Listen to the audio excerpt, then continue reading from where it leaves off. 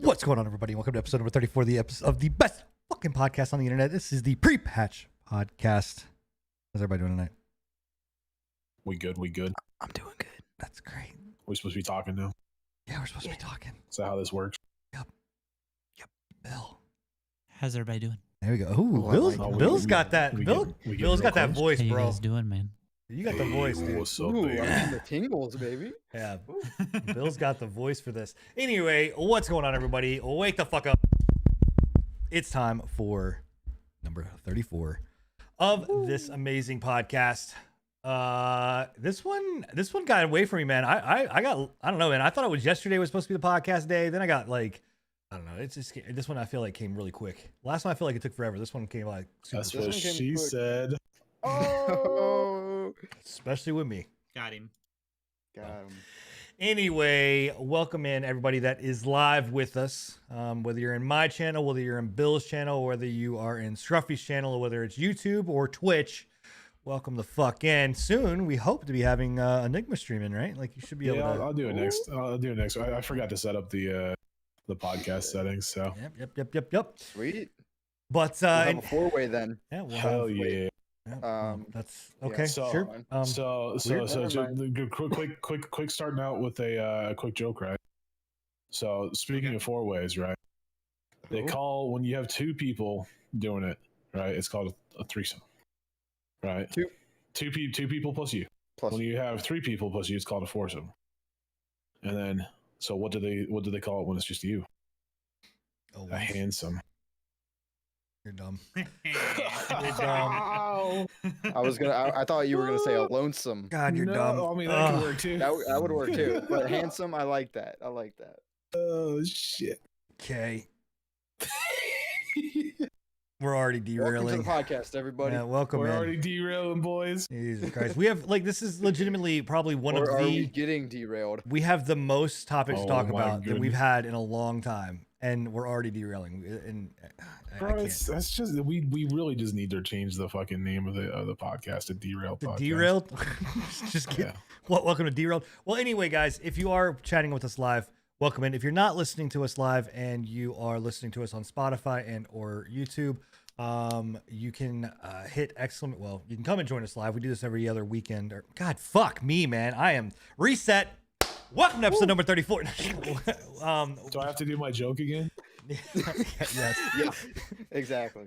Anyway, we do this every other Thursday at 10 p.m. Eastern. So you can join us live.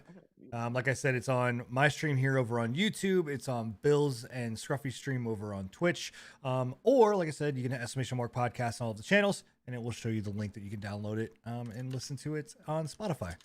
So, without further ado, we got to go. Legitimately, we have 10 topics to fully try to get through, and there's a lot here. So we're going to, That's if we can do it, man, if we can do it, it's going to be great. It's going to be great. Tough. It's gonna be great. So let's kick it off. I have to say, round of applause. This is, I think, a first. I don't think we've had this happen yet. There is no Twitch drama. There is no YouTube drama that is that's out there. Yeah. Yep. It's kind of crazy. But for the first time in a long time, it's not happened. We have no drama. So the one thing I just wanted to ask, this is a quick question. We don't have to go like super in depth long about it. But do you think banning is effective? Do you think banning on Twitch, whether it's a short ban, whether it's a long ban, whether it's a perma ban, do you think it's effective? Yeah and no. I don't know. I think it depends definitely on the situation and the ban in like length and speak. I think short bans that are like repetitive, I think aren't, because I think they're like, if you just keep getting banned for short periods of time, I'm like, I don't think the person really cares, obviously. But I think there needs to be a point where it's like just a full on like long length ban or perma ban to really put a point across to make it effective. Do you think it curtails bad behavior? Do it. I Like, don't is a think so too shitty much. person going to change because they got banned? No, I believe a lot in like people really don't change. They really bring out their colors And I don't think a ban's really going to change that. I think Okay. they'll find other resources to, stream on if that really comes to the case, and just keep doing the same thing they've been doing. Just find that outlet where they can do that and be allowed to do that. I mean, it comes off of the stuff that obviously I think it was Destiny got permabanned, or no, he got banned again. They didn't permaban him or whatever else. Yeah, it's only like a week ban or something. Which I know was not his. This one was not his fault. It was someone that was on his show, and whatever. But that's not the first time that he's been banned. I was about to say, I like how we have to preface that with this time. Right. Well, yeah. I mean, this time wasn't his fault, but I'm just saying, like, well, that's what I'm talking about. I mean, like, that happens a lot. It's not always the streamer's fault. But see, Destiny's an ass. That's a prime example of, does it actually make people change? No, well, clearly not. No, I don't think so. Right. I mean, go ahead. Good. I think there's situations where it is good. I feel like the longer length bans, like especially for bigger streamers that are partnered and whatnot, if it hits them directly in the wallet and stuff, then that is going to be a little bit more incentive to cross your T's and dot your I's next time, I feel. And then with the permaban situation, obviously go find another platform and do whatever you want. I know there have been several people that have gotten permaban and tried to start up on other platforms, and they are still doing okay, but nowhere near what they were on Twitch itself. Are we talking Doc? Primarily, but there's a few. I don't know, man. I don't think Doc's doing really well. Great, like Doc's doing really well over there. Yeah. Yeah. But there are there's some choice situations where I feel like if you're planning on keeping somebody on the platform, because permabans work, obviously. If you don't want somebody on the platform, permaban, they're gone. Yeah. That's a done deal. There's no questions about that. But with these like short bans, like 4 days, week bans, I don't feel like, unless that person is a larger streamer where their entire income is coming off of streaming specifically, and they don't have like YouTube or anything like that else where they're also bringing in revenue, you have to hit people where they actually care, and most people's care is in their wallet. So and then the shorter you get on the bans, I feel like people almost go about it just for the publicity of getting banned for something outrageous and stuff, just to get their name starting to circulate. Exactly, because a ban can do a lot of things. Like what I was going to say for Doc is, honestly, the ban I think that happened helped him in his case, because it brought up so much, publicity and like just questioning around why he got banned, and I think that just put his name out there like 10 times more. So I think a ban can go a lot of ways to help and also not help. But I still don't think a lot of people will change. I think I think you look at people like Amaranth and shit, when they get banned, it seems like it's just kind of, at least for the temporary bans, it's just kind of like a forced vacation. They don't give a shit. They're getting enough money off of their offsite, meditate or their offsite bullshit, mediations. I feel like they shit. should do something similar to what YouTube does with like content creators in the video circuit that get like too many strikes. I feel like there should be a 2 or 3 like mini bans and you're out type situation. Like, put some more weight behind it. Like, yeah, you're only getting banned for 4 days, but if you get banned for 4 days 2 more times, we're kicking you off the platform. Yeah. So that people don't continue to repeat whenever their new name starts dropping, their viewer count starts dropping. Then they're like, okay, I'm just gonna show a little bit of a little nip, you know what I mean? And then that way, back in the headlines. It won't reinforce like getting banned for publicity at that point, because you're like, well, I can't do that. Did Disguised Toast get permabanned off Facebook, or is that just Disguised Toast? Because he was one that they bought. Like he paid. They didn't get permabanned. I think he just got banned. Yeah. It was like I don't know. It was a slap on the wrist situation. Yeah, because again, it was like the Destiny thing. It wasn't something specifically that he did. It was something that he was playing with that they did. It was an old clip of his that he played. So technically, it was him, but it. I don't know. I think bans in general, like, unless it's a situation where like you're basically saying, I guess realistically the permaban kind of situation. I don't see anybody really actively changing. I mean, we look at someone like Ice Poseidon, right? Like Ice Poseidon was, I think, a really good example. I mean, he's just a complete dick and through. You know what I mean? And I mean, he has changed though, genuinely. Like his at least content wise, he has toned things Yeah, down. but I don't know. I don't know if that was significantly because of his bans or if that was because of the death threats that he was getting. You know, and people like And actually swatting. threatening. I mean, a little column A, little column B. Regardless, the dude did change, and he's actually got some like pretty like decent content that's not like out of anybody's expense. He genuinely has like shifted his content spectrum, and he's not doing nearly as well as he used to, but he's still getting by. Well, I think The that's worst thing with that though is like he might have changed, but his community will never change. His community will always stay that kind of toxicity. Yeah. I think, you know, and he Yeah. drawed that in the past, and I don't think he's going to lose that now. I think they're going to linger. Yeah, no, it's well, I mean, I think it's like any of those guys that do that kind of, I mean, that meme style. You know, when that's the community that you have, it's, you know, I mean, well, that's it. I mean, I think anything, you know, if what you put out is what you're going to get back. Right. Is pretty much what So- that came down to. I don't know. I just wanted to talk about it. I mean, it was something that came up, you know, and I was thinking about just whether or not bans are actually, and it does not necessarily just in Twitch. I mean, we like, you know, chat's talking about Tyler 1 and everything else. Like, is there actually the way you know, the way that I look at it on Twitch is the Twitch bans have become such a meme as of late. I mean, we've all made the Yeah, we've meme talked of, you about know, it, it's the dice roll. If Yeah. you're gonna get a perma ban, or if you're gonna get a fucking slap on the wrist, it's Yeah. they call their local DM for Dungeons and Dragons. They're like, hey, this guy fucked up. Roll a d20. Anything past 10, he's fucking perma banned. You know, it's shit like that. I thought that was confidential, man. I thought that was confidential. That's crazy. Yeah. Anyway, I don't know. It's like I said, it was just something that came up. I wanted to talk about, and whether, like I said, whether it's gaming or not. I mean, I think, you know, Tyler 1 came back to a fucking shit show. I did have some stuff about Twitch. It's not necessarily Twitch drama, but did you guys see that Bezos sold like 3 billion or 3 million or something like that of Amazon stock? I didn't say that. He's like cashing I out. didn't see that at all. Yeah, That's weird. Did not see that at all. Oh. But yeah, I feel like if they're going to continue with the route that they're going, they need to do, like, I genuinely feel like a weighted system to the bans would be the best route. Like, have like a strike system where we're going to time you out for this amount of time, and this is going to put a strike on your account. And once you hit so many strikes, Would you say that the strikes should be like indefinite or just a long period of time? Because I don't think they should be indefinite. No, I think don't strikes on anything YouTube should are a be- year, aren't they? Yeah, it's within. Yeah, it's I within feel a like year. I honestly copy pasta the Yeah.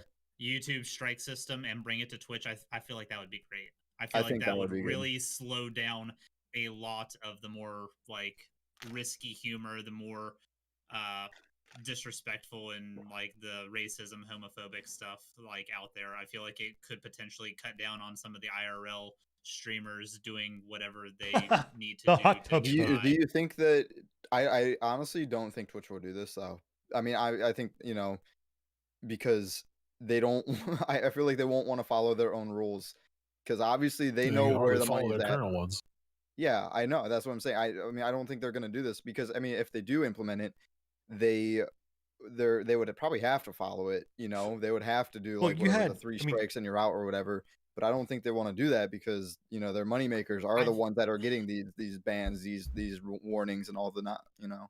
Not necessarily. Like I know there's a ton of like small time streamers or streamers that are like just like into partner level that are trying to boost their numbers that I feel like use the ban system as a way to publicize. I don't think it's typically the like top like 5% of Twitch that's like actively mean, seeking out or like if doing this What was implemented, do you, Amaranth would be gone. Th- Fucking. there's- do There's you a few think they would outliers. protect those though? Do you think they would rather than Oh, ban 100%. them, they would protect them so they wouldn't get threatened by the system?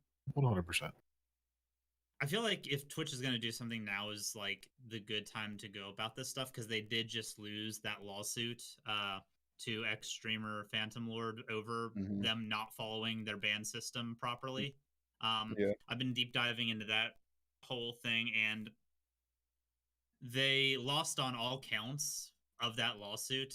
It was originally like a $32 million suit and he ended up coming out with like 20K from it.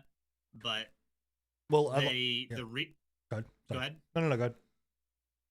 The biggest reason that I think, like from what I've read on that suit, is it wasn't like they didn't lose because they banned him.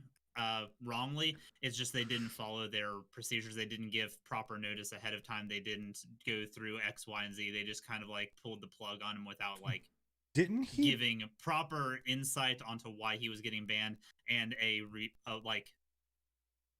way of him to counteract before the ban actually pulled. In that lawsuit too, didn't he go after, or didn't they go after, and I don't know what they ruled on it or whatever else, but basically that fair treatment it's like the fair, there's some act, but it's basically a fair treatment act saying that, hey, you're basically cherry picking who you're banning these people, and there's no like, even though your guidelines say this and this, you're not following through.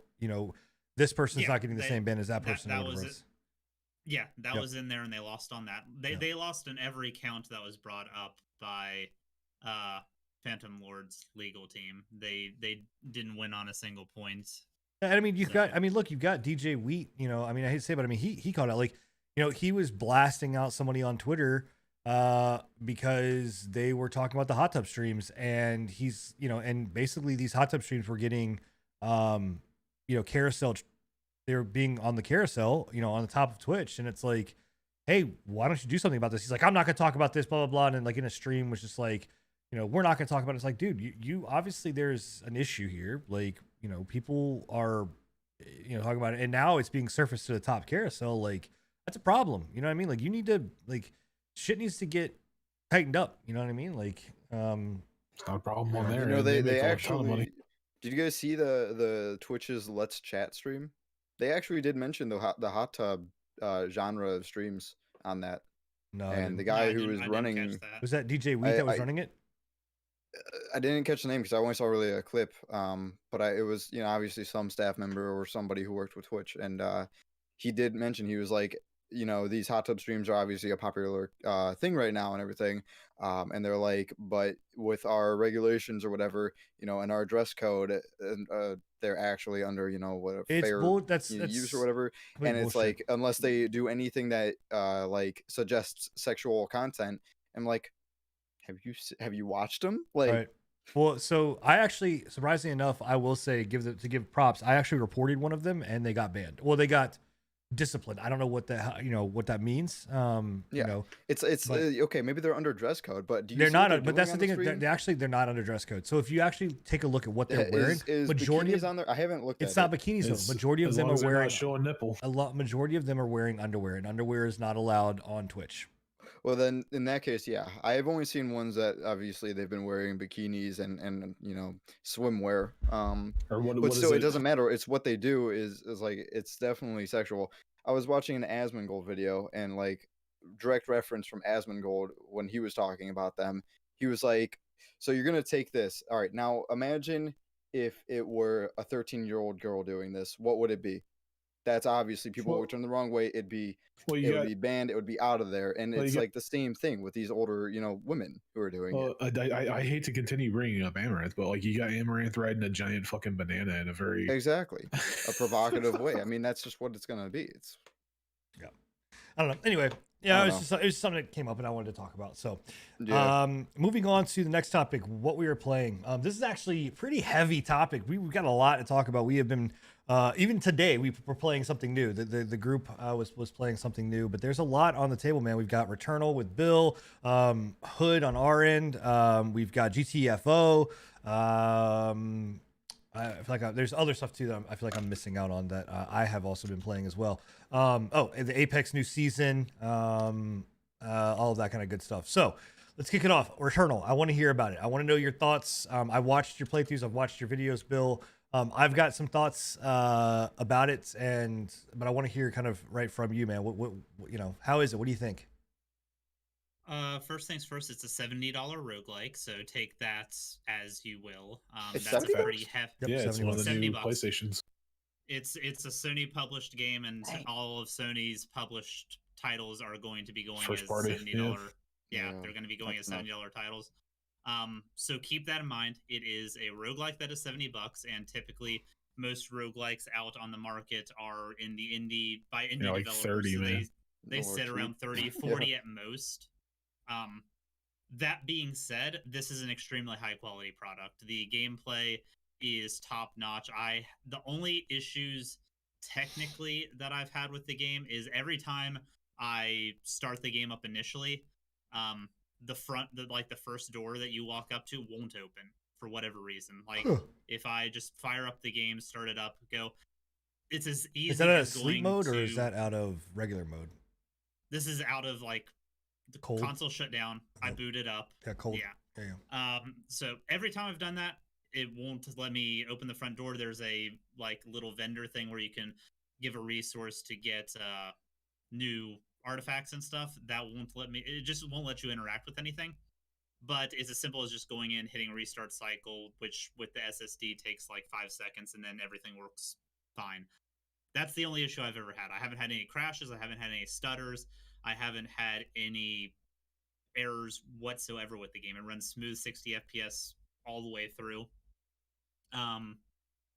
Gameplay loop is pretty decent from what I have experienced so far. I'm just now getting into like the end game part of it. So how it is broke up is in 2 acts. The first act goes through a jungle biome, into a desert biome, into a like mech run city, and then in act 2 it is a different jungle biome into an ice biome, into deep water, like you're diving underneath the water, and the underwater actually changes like the physics of the game, how you jump, how you move, and stuff like that. Did they patch in the ability that you can save mid-run? Because I know one of the things that people were kind of upset about was like you go to, it's 2 hours. Some of these things last 2 hours and you can't save mid-run. Both my act 1 and act 2 run have been 3-hour runs. So. Are you able to save in between them? Nope. Oof. No save function as of right now. You can rest mode it and go into it from there. But if something happens to the console and the console shuts down, then the run is lost. Shit. I've heard there's a save glitch right now too. I don't know exactly what that like entails, but I can only assume that people have been losing their saves because I seen one just like a picture. Yeah. Like losing their like progress. Like their progress altogether. I haven't experienced that. I haven't actually seen any of that either. I just saw like something on. Yeah, I think there's some sort of save glitch where like it just deletes their progress. I'm like, oh damn, that's rough. That needs to be patched like ASAP. I mean, considering the shape that a lot of these AAA titles are coming out as, this is like an amazing breath of fresh air as far as its stability and stuff goes. Is it $70 worth of disability or stability, not disability? That is yet to be seen. I'm curious to see how the end game of it all goes. Well, they were saying that there's been situations with progress being lost. Is that you haven't run into that, right? You said that. I have not. No. I just saw something on Twitter about that. A few people were having. I can imagine that would happen if like something happens like while you're in mid run and like the console shuts down like out of nowhere, like say you get a power surge or whatnot. But I feel like they need to add the save issues. Like they do with the length that the runs of this game take. A save function would be necessary, but I feel like on the other hand, it kind of goes against a roguelike feel of a roguelike. And what I will say is this is different from any roguelike that I have played in the fact that I don't get that one more run vibe. Like once I've gotten past like 20 minutes into a run, I'm pretty committed at that point. Whereas 20 minutes into most other roguelike runs is like to the halfway point. This is like just getting started. Yeah. And losing 2 hours worth of progress, it's one of those things where I'm more likely to take a break from it than jump into one more. Just demoralizing after that. Just because of that time commitment. You've finished a run, right? I finished 2. I finished how quick are they then? 3 hours each. That's fucking long, man. Well, like, is that how long it's taking you, or is that like how many acts? Average. How many acts are there as well? There's 2 acts. Once you beat Act 2, you can go back and forth between Act 1, Act 2, and then the end game is finding specialized artifacts in each of those acts to unlock the final boss and the final endings. Oh, I don't know about that for $70, bro. So here's what I'm saying. Like watching the gameplay looks phenomenal. Like it does look good. I will admit that it does. The gameplay looks smooth as shit from what I've been watching you play. It honestly is one of those things where like I am hoping this is one of the games that would come to PC, but I don't think it's going to. But like it definitely is like checks off saying, okay, like I would like if PS5s became cheaper or whatever else, like this would be on a list of games I would want to play and things of that nature. But that like I understand the whole idea behind a roguelike, but what like I don't even know if I would consider this like okay.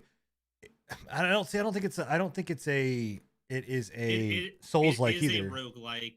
No, there's honestly, I get very little Souls feel from it other than the difficulty factor. What about Remnant feel? It's so the way I've been describing it to anybody that's come in asking about it is compare it to Remnant from the Ashes. If Remnant from the Ashes is Dark Souls, then this is Bloodborne. It's just got a faster pace to the combat. Yep. The weapons are more nuanced. Mm-hmm. There's a lot of like micro features in this game that keep you engaged with it. Like you get your standard roguelike aspects with like artifact pickup, where things that you pick up will enhance your run. There is the parasite system where if you choose to attach a parasite, there is a plus and a minus that goes along with those. There are chests and items in the game that are infected with malignancy, where if you pick it up, it's a dice roll on whether you're going to get a debuff, and those debuffs are pretty debilitating, but they can be removed by doing a certain action in the game. Say you get a debuff where if you're at max health, you're doing 50% less damage, but you can get rid of this debuff by killing X amount of enemies or opening a locked door or something along those lines. Yeah. I guess the thing that to me leans it away from being a roguelike and why I think that they should implement the mid save system or some kind of save system is the I'm fact 100% for the save function, by the way. I'm not yeah. argue against that. No. But I'm saying it. I think that it because of that length, like I think it loses some of that roguelike kind of style. Because the roguelike thing is like you die, you come back, you die, you come back. Which obviously this is what that is, but it's like. Okay, I made a run. I can, I like for me playing Dead Cells. You're not so committed in most roguelikes. Well, obviously there's some sort of commitment with like really good runs in roguelikes. Right. But I mean, you die, you're like, all right, that's another one. Yeah, you know? and like kind of keep it. This reminds me of a bullet, like a bullet hell style. I don't know, punishment game. So it's 100% roguelike. I'm not going to argue against that. The thing that elongates the runs on this is to be able to get a run cracking build going. The game heavily encourages you to do a shit ton of exploration in each and every area. They want you to go through all of the side paths. They want you to look through every single thing that you can find to continue upgrading your build towards endgame. And that's something where I think a lot of roguelikes don't do that. A lot of roguelikes are either extremely linear, one room to the next, to the next, to the next with the procedural generation, or they have some sort of like speedrun feature where if you get to this point in the run by X amount of time, it'll unlock like a bonus room where you can get a whole bunch of stuff to make that speed run through worth it. This game doesn't have anything like that as of yet. By the nature of the game, it's intended to be a slow burner type run. They want you to constantly be shifting your gear. They want you to constantly be shifting your weapon. You only get one weapon at a time. So if you pick up one weapon and you're really vibing with that weapon, but then you get another weapon that is a higher star level, but you have to unlock some stuff with it. By using that weapon, you will unlock new traits for that weapon class. And are those permanent? Yeah, once you've used the weapon, so it'll be grayed out on the weapons bar, and it'll have a percentage that you need to do, and you increase that percentage by killing things with that weapon. Once you get that percentage up to 100%, that is now officially a random rule that you can get on that weapon class. So, say you take the shotgun, and it starts off regular, but it's got a locked thing for explosive shells. So whenever you kill so many enemies with that, it'll unlock the explosive shells for that weapon, and then in future shotguns that you picked up, there's a chance that explosive shells will be something that will be on those weapons in the future. So that's permanent. And then is there any other like aspects to the game that are permanent throughout your runs? Like if you die? Yes. So if you proceed far enough in each of the biomes, it's got a Metroidvania-esque aspect with it where there are permanent like mobility upgrades. So the first thing you'll push forward through in the very first area will unlock the sword for you. The sword allows you to knock down energy barriers and cut through like vine areas that'll open up different paths. You keep pushing through, you get to the next area, you get a grapple hook. Those are all, once you get them, they are permanent. And with like consecutive runs after that, there will be something that you saw in your first run through that you weren't able to get to until you got the grapple hook. Now you have the grapple hook, it opens up more side paths for you to enhance your build. So I mean, not a big difference, but I mean, this is sounding more towards the line of a roguelite than with like these permanent, because these permanent like upgrades kind of sound pretty huge, like run changing sometimes with like, especially Yeah. get into new areas that might have, you know, more stuff to enhance your run. Yeah, and there's also like deep side paths, like invisible walls and stuff that you can shoot through, and it'll open up a side path. And at the end of there might be a data cube. If you can get to the if you can get to a main boss, beat that main boss, you can input that data cube. It permanently unlocks a new artifact for you. Gotcha. So a lot of the I knew Housemark. I'd heard that name before. And I think once I start listing off some of these games that they have made, I think it will make sense as to why they chose the style of game that they chose with Returnal. So they are the creators of Stardust, Super Stardust, all the Stardust, Stardust HD, Stardust Delta, which is a bullet hell style game, right? You also have Dead Nation, which is another bullet hell. No, I remember that game. You have really, I mean, it's that. I mean, those are. I think this is their first third-person shooter. I think they're more about isometrics, aren't they? Resogun. Yeah. They did Resogun as well, which was Resogun's really good. They did Nex Machina as well on PS4, which was, if I'm not mistaken, I think Nex Machina was also another bullet hell style game. Yeah, it's an arcade twin stick shooter. So it makes sense that this is this is their style. Like, it is a bullet hell, like. It really is. It's a 3D bullet hell. Right. Yeah, there's so many projectiles that you're actively dodging. Right. At one time. You had that, like, it seemed like a bullet hell when you had that. You clipped it. It was that one where you went fucking insane. Yeah, the boss that was shooting 9,000. Maniacal laughing. There was just bullets everywhere, and you were jumping over like AoEs and shit. Yeah, there's waves on the ground that you have to jump over. And I also, this last run that I figured out, like the color of the projectile matters. So if it's a red projectile, you can dash through it. If it's a blue projectile, you cannot. Interesting. And I don't remember what so that's like Cuphead, right? Do. So it's like a Cuphead feature. If Bill, I want you to go at some point, and maybe while we're talking about the next thing, go look at I don't know if you remember Nex Machina. Go look at Nex Machina. If you look at Nex Machina and look at like the first 2 videos that are on there, that Nex Machina looks like a top-down version of what Returnal would be. So if Nex Machina, you were basically tilt that camera down into a third-person style. Like, obviously the art's a little bit different, but there's so much that just reminds me of. I'm looking at the still shots right now. So what you're saying is that game is, instead of Returnal, it's Deliver Eternal. But anyway, I mean, it looks good. The price tag, I think $70 on anything is a fucking hefty price tag. Like, it is. It's ridiculous. 100%. And that's why I prefaced it with it's a $70. And we've talked about this, and I'm sorry, like, I'm not a fan of Sony, but I don't think that any of Sony's games are worth $70. Nope. I mean, I think games can be worth $70 if you are a can. shit ton of content. $70 is a The lot of only money, games man. I think would be worth 70 if it came out now would be like Witcher. No, Like Witcher I 3. wouldn't even pay Witcher 3 Yeah, for Witcher's $70. Fuck I'm that. just saying the amount of content like that you can get out of that. I 'cause mean, I if go you by got the $1 an hour. If you That's got my all of rule. them, yeah. If Yeah. it came with like all the fucking The game of the DLCs year. and everything, Yeah, 100%. I Like, will say that the 2 $70 games that I have purchased, one being Demon Souls, 2 being this one, they have both, at least from a gameplay and like quality perspective, have been some of the best quality games that I have played in recent memory. I mean, they as should far be as, for like, fucking $70. You know what I mean? yeah, exactly. It's. I feel like it's But- leaning more towards a get what you pay for But the thing. thing about that is that one of them's a remake of a fucking 20-plus-year-old game, right? That is true, but They wanted to charge you $70 for a fucking remake. it's a from the top to bottom rebuild, but it doesn't change. It doesn't change the fact that content that was $60 years ago is now being sold as $70. That's like better. Yeah, that's like Blizzard throwing a fucking HD patch on World of Warcraft and making you buy everything and being like, yeah, there you go, pay us $120. You mean like what they did with Warcraft 3? Exactly. That didn't even work. Yeah. Yeah. Well, cool. Well, Returnal's very good. I'm glad you're enjoying it.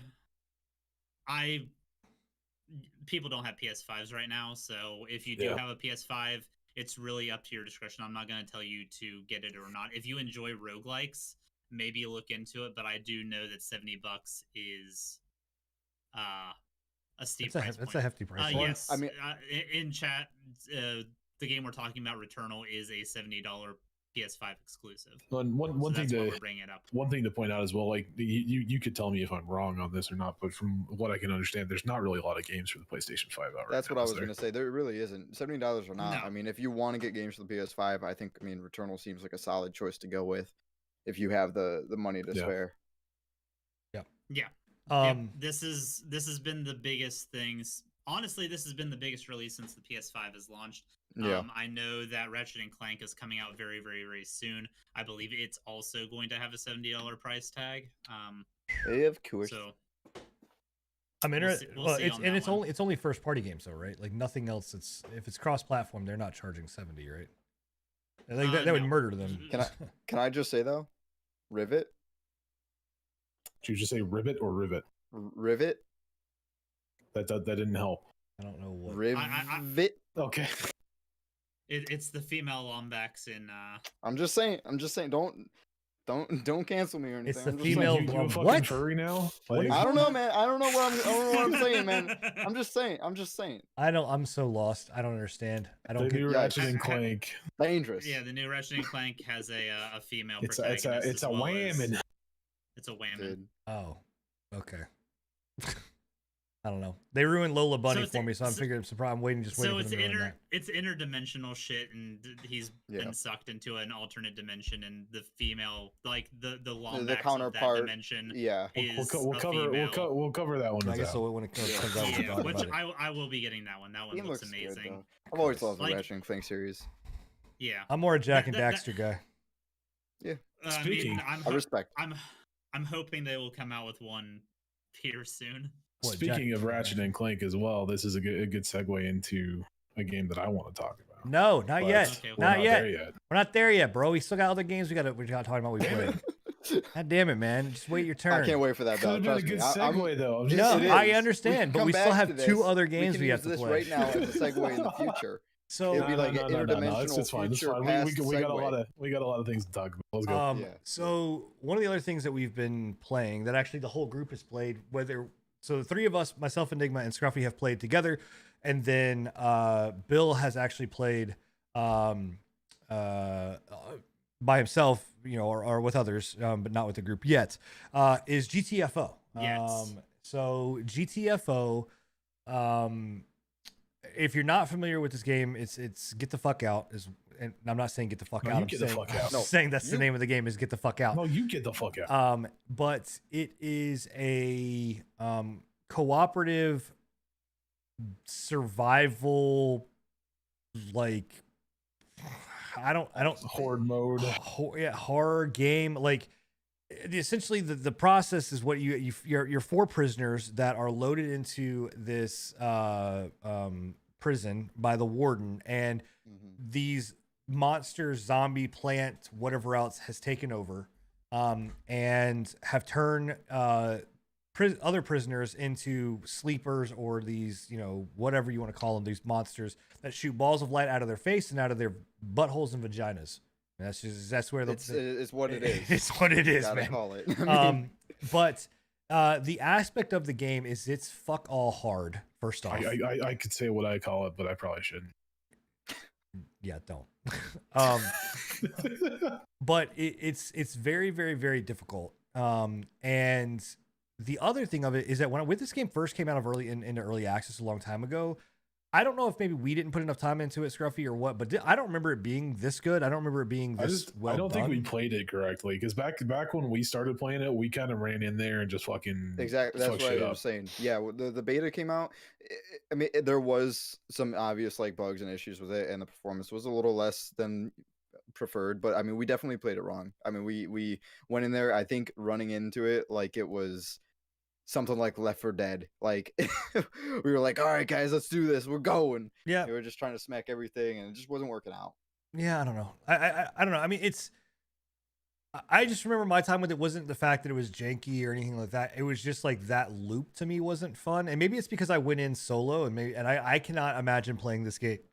The game's not built for solo. Yeah, it is not at all. There's no group scaling to the game. It's the same whether you have one person or the same whether you have 4 people. Well, I'm talking about what I'm talking about. I queued up solo, so I queued solo with 3 other randos. But you still had 3 randos, right?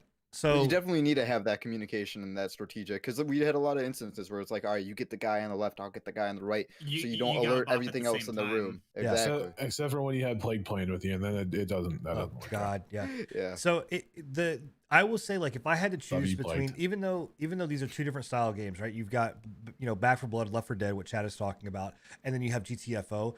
Though they are different, they are in a way very similar. They're 2 completely different games, though. But like, they're the same style of like 4v4 versus Horde.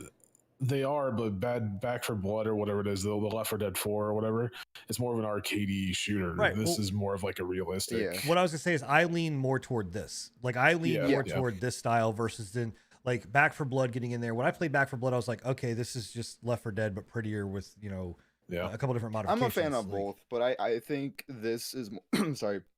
This is more fun with a cooperative like friend group. This game, I think Back 4 Blood is something hard, you can just jump into and just shoot away and have fun. But this is like that tense. That it is fucking difficult, dude. It is. GTFO it gives you that is nothing challenge. like Last of Us, by the way. It plays nothing like Last of Us. No, I'm just saying in the sense of the style of like it being 4 people versus a horde. Like I'm just talking about like I'm breaking it down to its very, very, very, very basic of what the 2 is. Like Left 4 Dead obviously is a arcadey. They're just going to overrun you. You're going to spray and pray. You're going to always go loud, where this is more tactical and things of that nature. But the style of 4v4, you've got to get from one place to another place, as best as you can and try to survive. That's kind of what this is. Yeah, and it just always comes back to that communication and cooperation, because if one person fucks up, most likely you're all pretty much doomed, or you're all going to get messed up real good. Yeah. And what I will say is that the newer update to the game added an element of roguelike-esque to it, to where basically the rundown was what it's called would change after a certain amount of time. So like I still have yet to go look at the timer. I saw it one time, but I couldn't. Maybe like every week. It might be days. Yeah, it might be days or weeks. Yeah, but like every certain amount of days, the whole run will change. So you'll like your job is to basically get through as many runs as you possibly can to progress your character, to be able to get like add-ons and all this other kind of stuff. But you want to see as far as you can go. But once the run changes, then you've got to start back at the top again and keep going. I will say, and I'm not sure if they're gonna like the further on down we go, the more like stuff we get. But like I do wish that we had a few more weapons choices, and I wish that we had actual skills that weren't like one-use items. The progression is lacking. That is one thing that I noticed whenever I was playing the game before, is that it's fun to do a few runs with, but I had no real reason to go further. Yeah, because like it feels like you don't really progress your character. Like your character is just there as like a vessel, and then whatever you bring out is what your character is, basically. What are those things called? Artifacts? Yeah, artifacts. Yeah. Whatever artifacts. They're the boosters. The artifacts transition into the boosters you can use out of game. Yeah. And that's about the only thing you really get out of the raids. I just wish more. I just wish you could like specialize in stuff. Like I wish they have like the biometric scanner. I wish that there was skills for like longer biometric scans and everything like that. Like I know that they have like boosters for those, but again, they're just one-use items. Yeah, I think it would be cool and I don't know because all the guns are preset, but I think it'd be cool to add like attachments you can bring out or something. Customized guns, yeah. So and maybe like I know we've talked about how silencers would break the game, and I definitely don't agree they should just straight up add silencers. But I think if they added like some sort of like attachments you can bring out of the raid, if you have like a really rare chance to get a silencer, I think that would be kind of cool. There's a balanced silencer. That's what I was about to say. There's been a couple of games. What's it called? Fucking Ubisoft's last bullshit run with the island and the dude that plays fucking Punisher. What was that called? Oh, Dead Island. Breakpoint, yeah.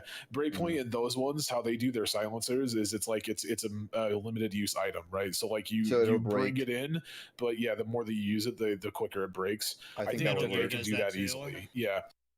So I can tell you I did a little bit of digging on this game after we started playing at Scruffy and just wanted to kind of see some more stuff as far as like what was coming.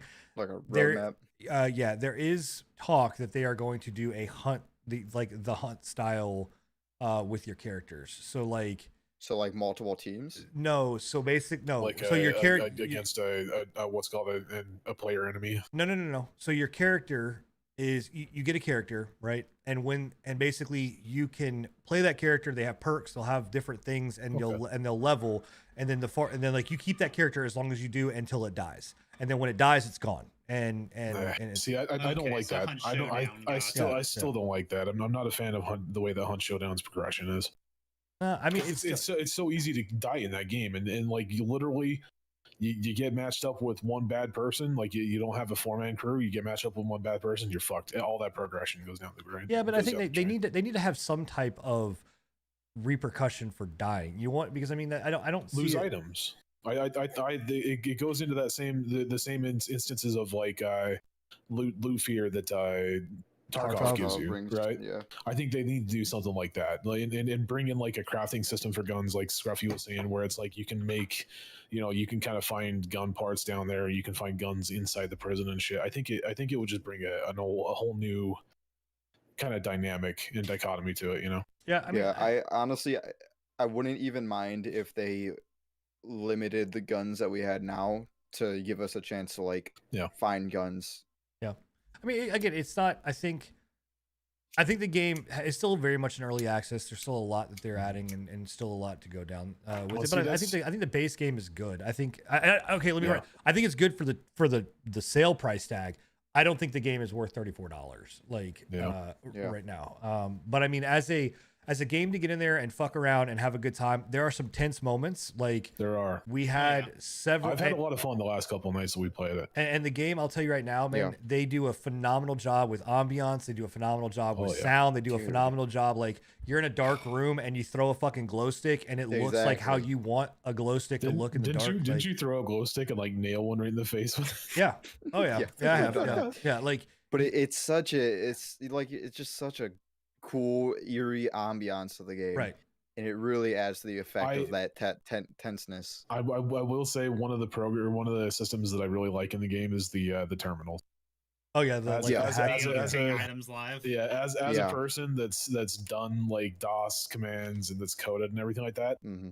I find that enjoyable. Let me tell you something. It's cool. It's really cool. Like it's like you can have like a personal hacker on the team. Like you're a hacker, man. Let me tell you something, chat. So we were playing last night, and I think even the first time we did it with Scruffy, like as soon as Enigma found that terminal, me and Scruffy were started to move off, going and doing stuff. I turn around and I'm still seeing Enigma's character hunched over the fucking terminal, going, "Okay, I'm pinging this." I'm like, "Bro, we're not even in that zone anymore." Enigma's over here hacking into the whole mainframe. Like, all right, guys, I'm gonna do this. I'm gonna find this. But the thing is that if you assholes would fucking wait up for me, I could find this shit. You guys just go off. Do your own thing.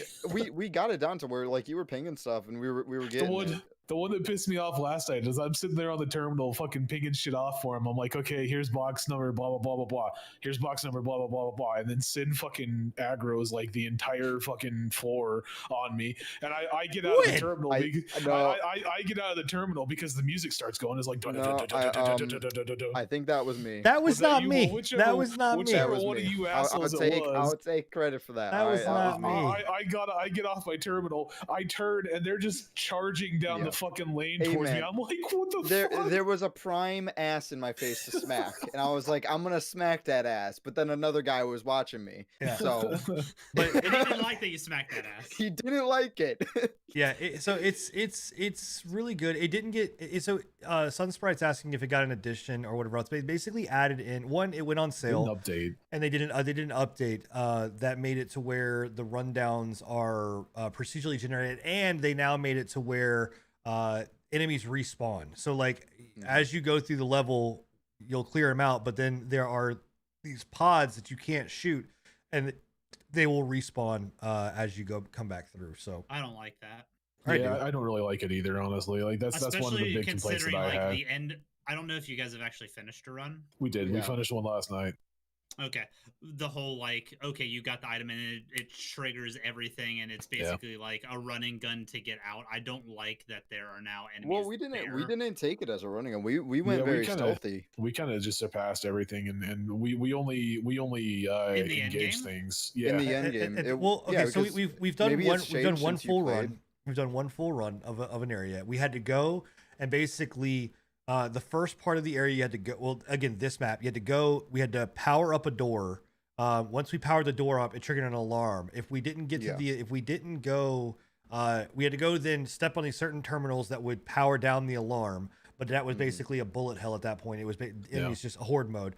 Then we went through another area. We had to find a bulkhead, turn the bulkhead on, and then we had to backtrack back to where we were at. We had to get to a certain terminal to unlock it might have just been the override. mission that we were doing, because the end of the mission that I remembered playing through back when I first started playing it was as soon as you got the last item, it basically like red alerted the whole facility, and it was like a rush to get back to the pods. No, and we've get not. out. We've Maybe not. that was a certain. I mean, that could be a thing in future It might, rundowns, yeah. you know. But yeah, the way we did it, and I honestly didn't mind, you know, having the enemies come back down, because it adds to like, because it makes you backtrack. You know, Right. it takes you all the way to the end, then you have to backtrack to the beginning where you started.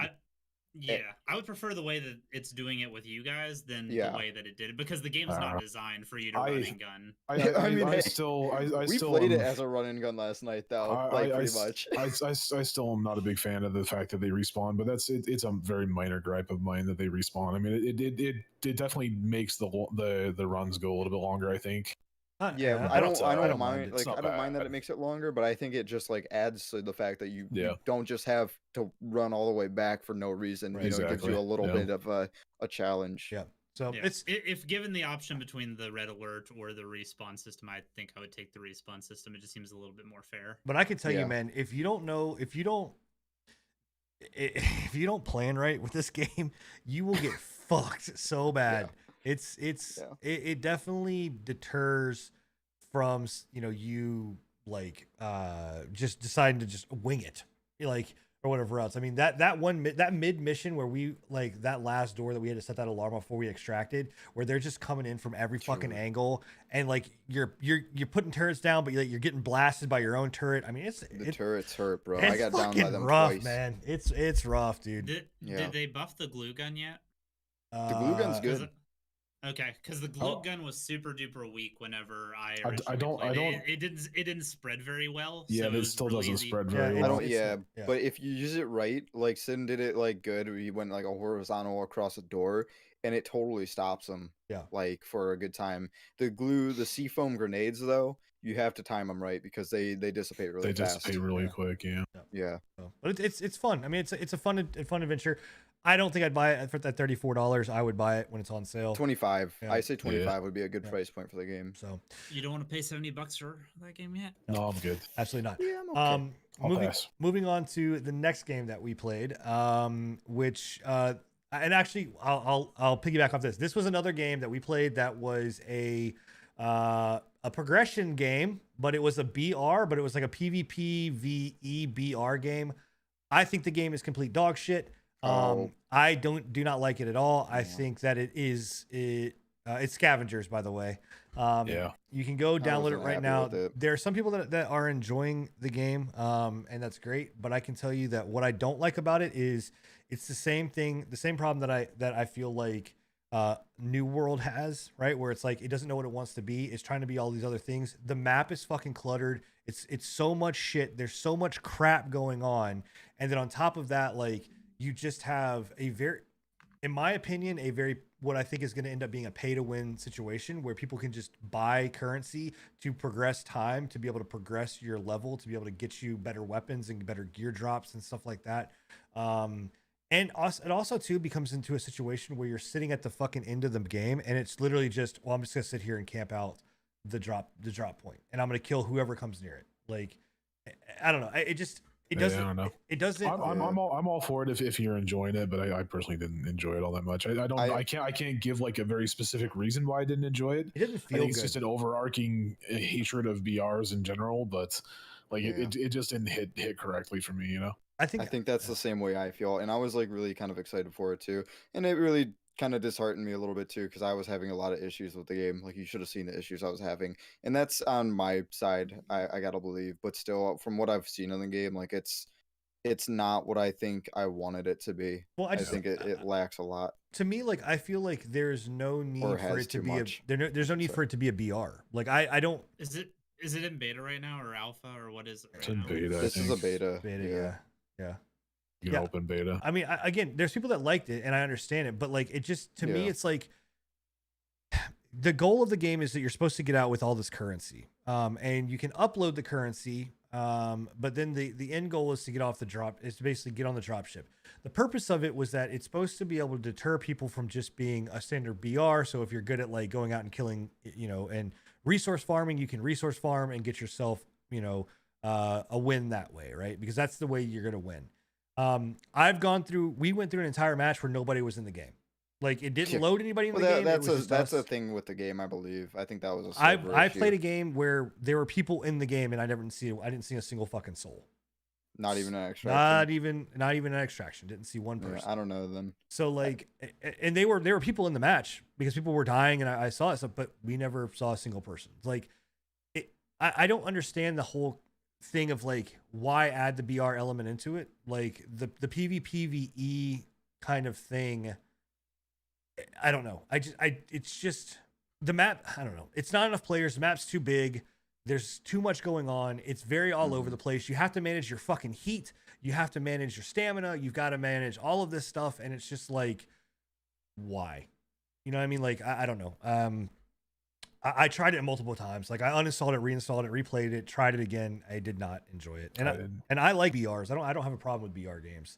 But this just was not hitting at the right thing, which, I think try it. It's free right now. You can download it for free and give it a go. But I also see the fucking pay to win like all over it. I mean, you can, because you get currency based, you can either buy currency or you can play to get currency. And the currency that you get, you then use to research weapons and things of that nature. But you can spend currency to make that research happen faster. So like it's time. So it could take like 4 hours to research something. So you could spend real money to quicken that up and basically say, I want to insta do it right now. And then on top of that, the higher that your research is, the better weapon that you can craft. So, and like chat's saying, it's littered with hackers. So I'm just like, okay, you know what I mean? Like, why? It was kind of a disappointment. Yep. Another game that we played, we've been playing a lot of games, was we just played this today. It actually, I don't know if you can still pre-order it and get into it now or not. I'm pretty sure you can. Let me take a look. I can take a look for you actually right now. It is called Hood, Outlaws and Legends. Yes, you can pre-purchase it and you can get into it right now. Thanks to, I'm gonna give it out there. Thanks to Hey Tony in chat for this recommendation. Like I had seen it, but it fell off my radar. I had it on my wish list, but it was not something that really I was looking at. I've had my eye on it for a while, but I never really looked in too far into it until he was talking about it. Honestly, thought it was a completely different game. Yeah, I thought it was a single player game. To be 100% honest. So this game is another PvPvE game, but they actually have their shit together, and it's a lot of fun. So it's based in the Robin Hood lore. It's 4v4, and the objective here is you are playing your merry band of robbers and thieves. It's Friar Tuck, you moron. It's you're playing. There's no you in that name, bro. Oh my god, you're playing your random merry band of thieves and killers and pickpockets, and the objective basically is that you're supposed to go and you've got to steal a key off of the sheriff, who is a one-shot kill. Like, he will, if he fucking gets you, and I'm not talking like, bro, it is, this dude literally single shot, spins you around. He slammed me against a wall, bro. Picks you up by his, I play as Little John, which is this big buff motherfucker, right, with a hammer. He picked me up by my throat, slammed me on the ground, lifted his foot up, and shoved it into my face, and was down. It was brutal. Anyway, you got to pick a lock, or you got to pick the thing off of him. You got to go then open a vault. You then have to go and extract, carry this chest to an extraction point, and then extract it. And I'm gonna tell you right now, man, it is the most hectic fucking shit, crazy, dude, going on all the time. As hectic as it is, it's not too much. No, it feels good. It's still, you can like maintain it, you know, comparing it to scavengers. Well, I'm saying, like, you know, scavengers had too much going on. This game has a lot going on, but it's you know what's going on, you know. I don't know, man. That last one that we played where we kept having fucking NPCs as well as them, the one with the corridor. Oh yeah, I mean, that one was crazy, dude. It's crazy. You know, dude. they can, but I think that's also too because we also went super fucking hot and loud in it. Like, yeah, you know, we did. Because there's other ones. We were pulling them into the area. Those first ones that we played with Tony before Scruffy got on, you know, we were going in, and to explain it more, like, you have a castle, right? So the map, there's 5 different maps. Each map is there's variations of the map, and you have spawn points that you have to capture, that you can spawn at. Across the map, there's things there's like guards that are walking around that if you alert someone, it'll let the other team know where you're at. It'll also, like, they'll close drawbridges, they'll close gates, they're like start to call in reinforcements, all of this kind of stuff. So it benefits you to play sneaky, but also too to like get in there and melee stuff. But there also are like ropes that if you have an archer, he can hit a rope that will knock it down, that allow you to scale the wall and get over into the castle. Or if you have someone like Little John, you can go up. It has to be Little John can go up and grab the gate and basically lift it up and let everybody run underneath it and then let it down. You know, there's so many different elements to the game that when you look at it and you're just like, from a small developer, I'm like, wow, I'm impressed, man. This is. Yeah, it's fun. Not just a small developer, but this is their first game. Yeah, and it's you know, and it's very, very, it's well done. The crazy thing about this game is that they have produced a game that when on launch day launched fine. There's like a 30-minute issue, but they launched fine. We've had 1 or 2 disconnects, which, you know, that was about it, or whatever else. But overall, the game plays fine. It works. Like, matchmaking is fine. No issues. Like, it's kind of a shocker, you know, to play. But these indie devs, man, like, I think indie devs are the new MVPs of fucking gaming these days. They really are. I was talking with Tony, and I think this all kind of goes to this, like, reason of this game was kind of a sleeper. I mean, obviously it was not really on a lot of people's like radars. And I think that really benefited it, because I think the game will still grow, you know, without having this beginning hype.